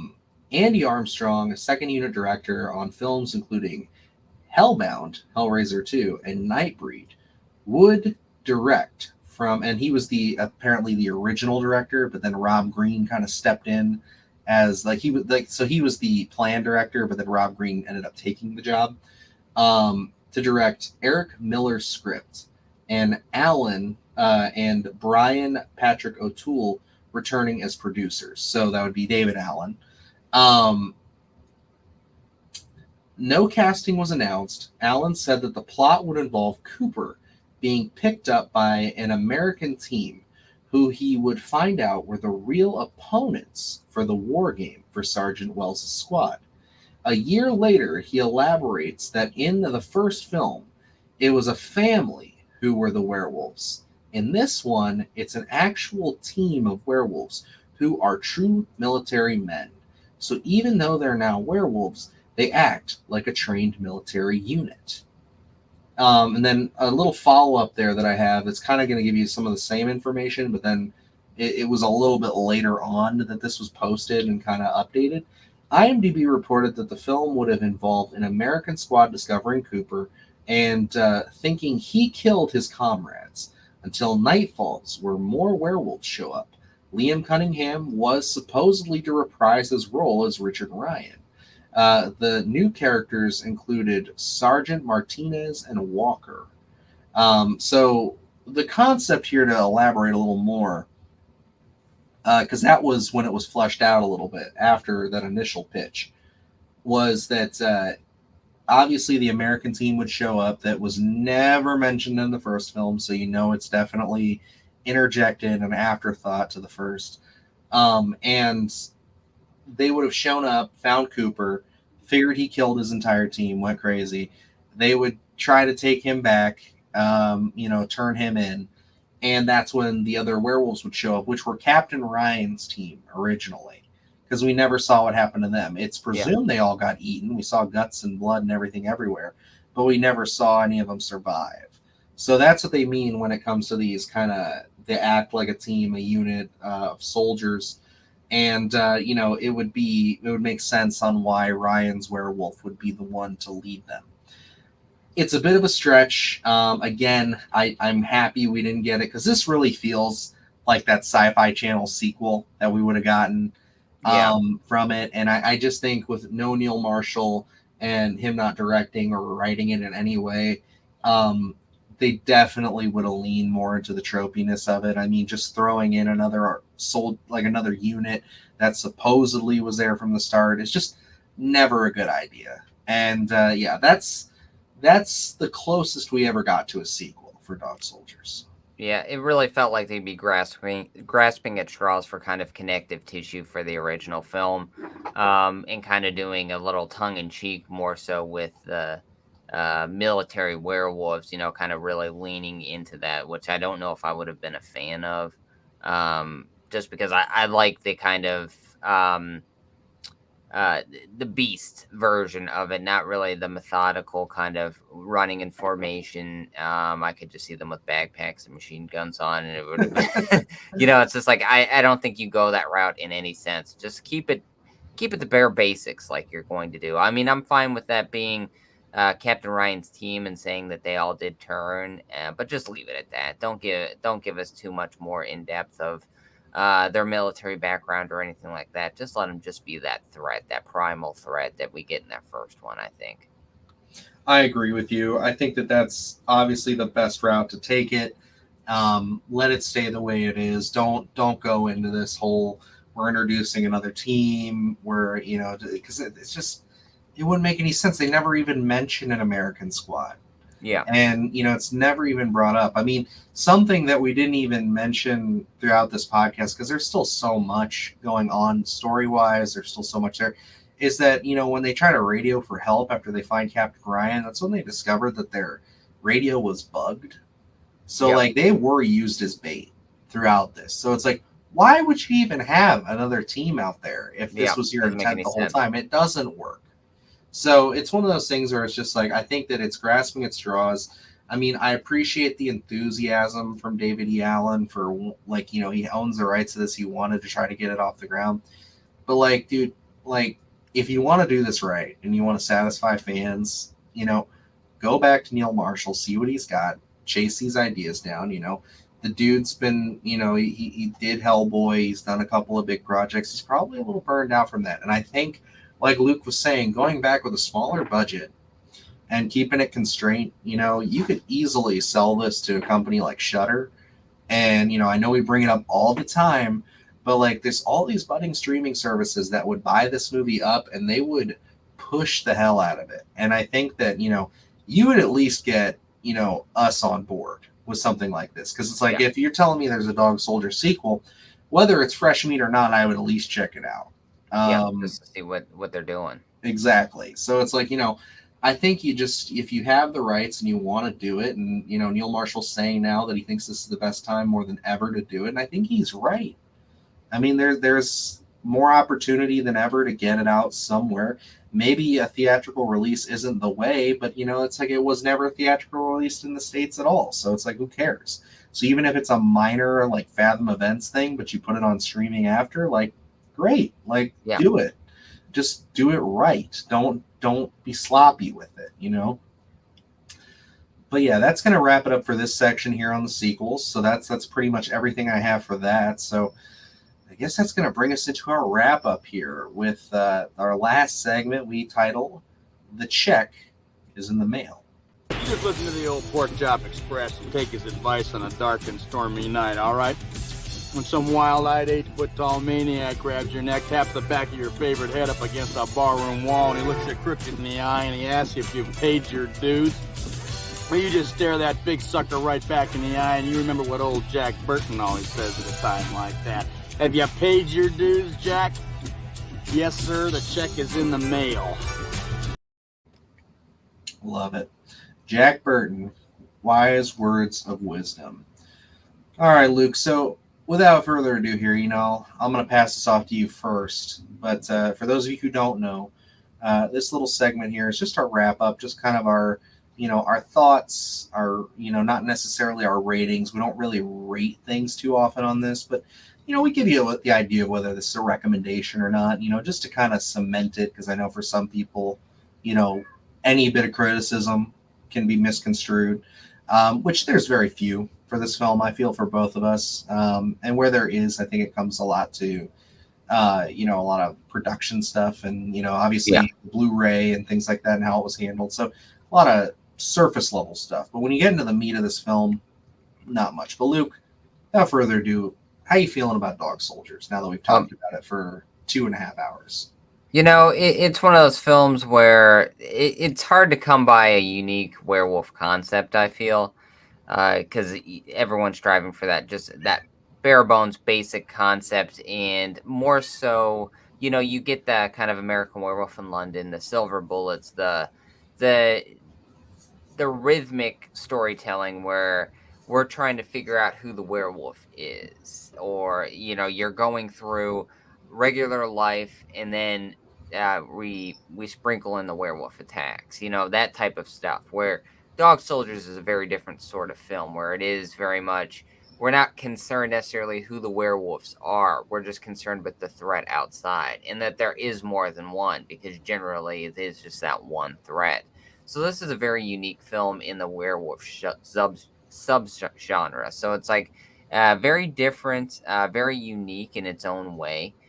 So this one, going into it, I haven't seen it in honestly a couple of years. I dusted it off very briefly, more so superficially, when we did Werewolves, and that's Werewolves. We didn't really dive deep into it, and there was so much to cover that I didn't really sit down and have a lot of time with it. So I only I only did minor research. I never actually sat down and turned on the Blu-ray. So, come as when you said that this was what we're going to be doing, it was like, okay, finally time to dust off Dog Soldiers here. So, had a lot of fun with it again. I always do. I think this is such a unique werewolf film in its own right.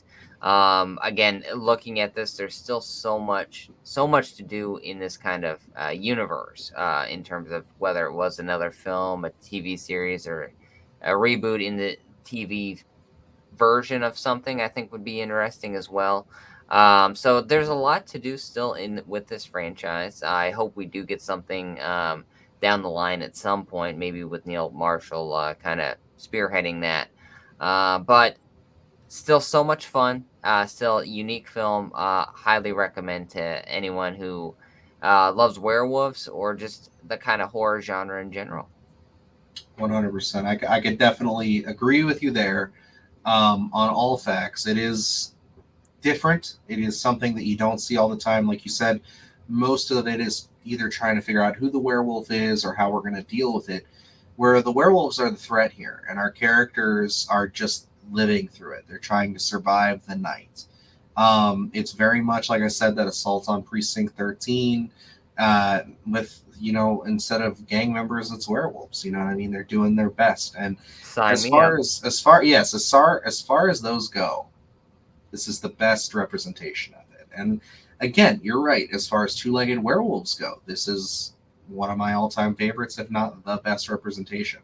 Effects-wise, they go for it. They work with what they have, and they do their best with it, and it pays off big. I think that it sells every time. Like I said, when I go into it, I get more creeped out by just the way they move and the way they are.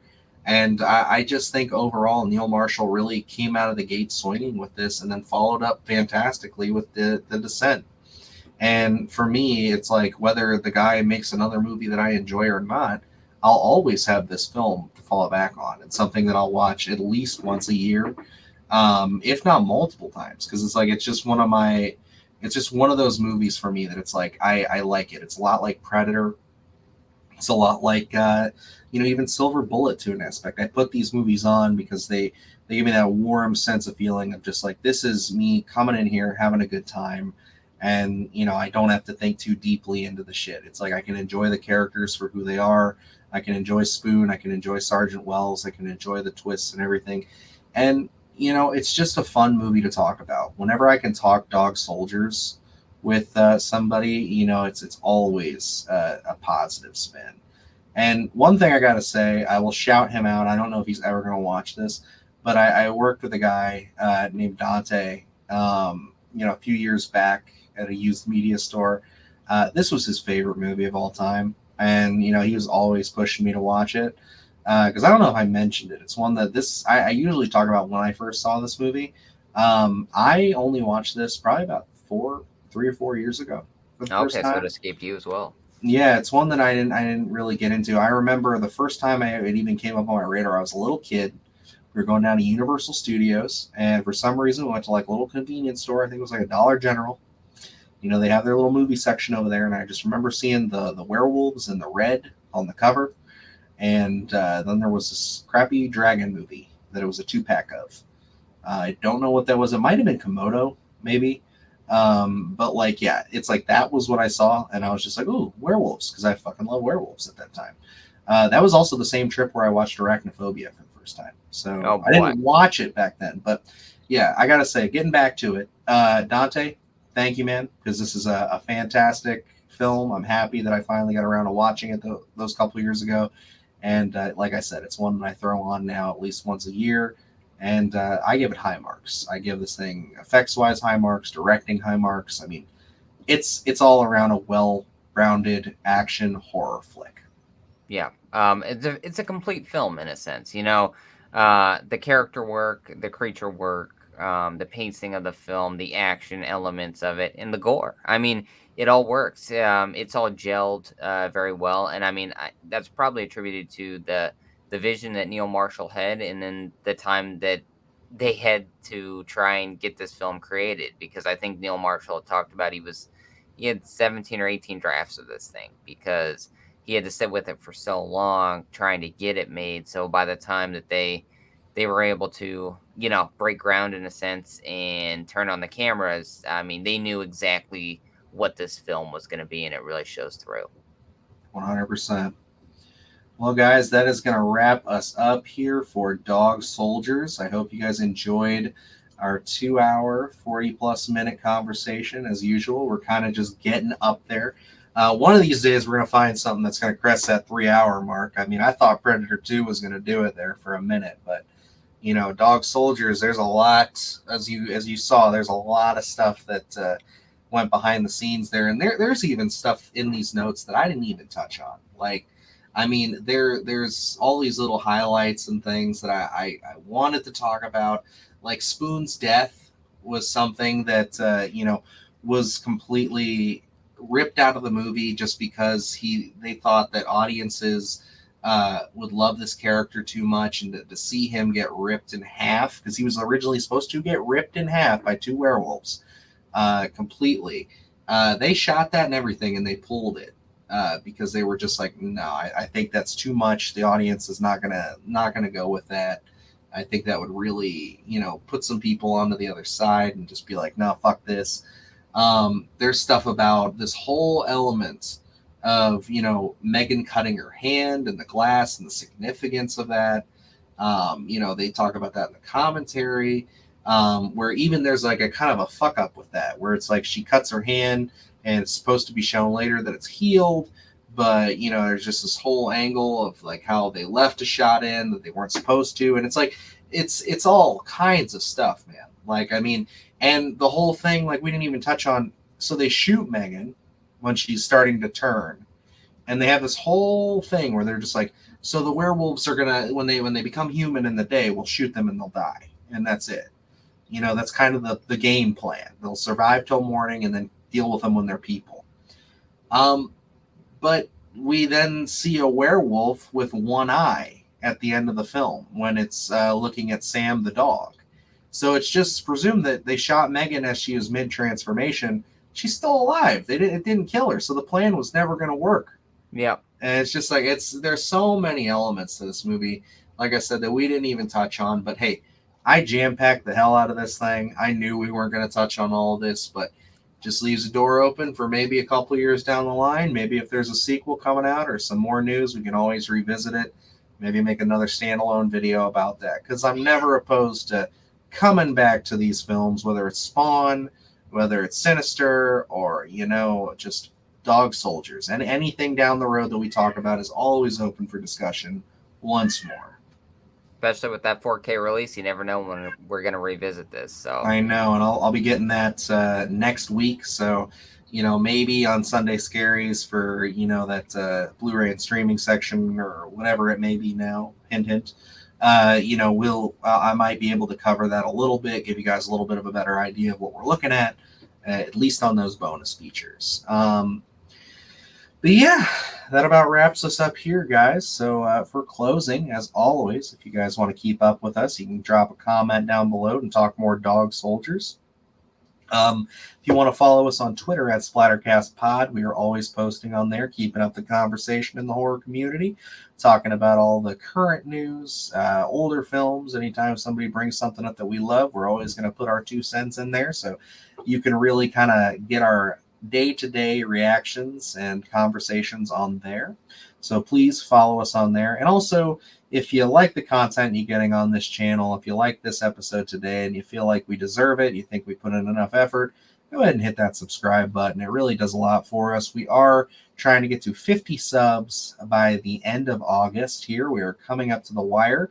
It is the 25th as of the recording of this, and it is the 29th by the time this comes out. So if we haven't hit it by then, I hope that we're almost there, because that only gives us 2 days to go. So, I'm definitely hoping and praying that we do, but if not, it's not a big deal.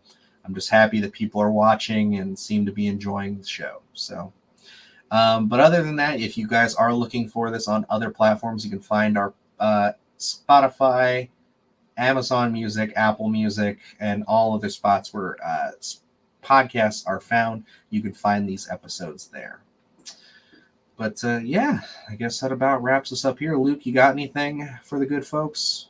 No, I mean, we're gonna have what, a busy week, probably. Yes. Getting that Halloween content ready so we can drop out some announcements there as well. But yeah, I think that wraps us up here. 100%. So until next time, guys, remember, we all go a little mad sometimes.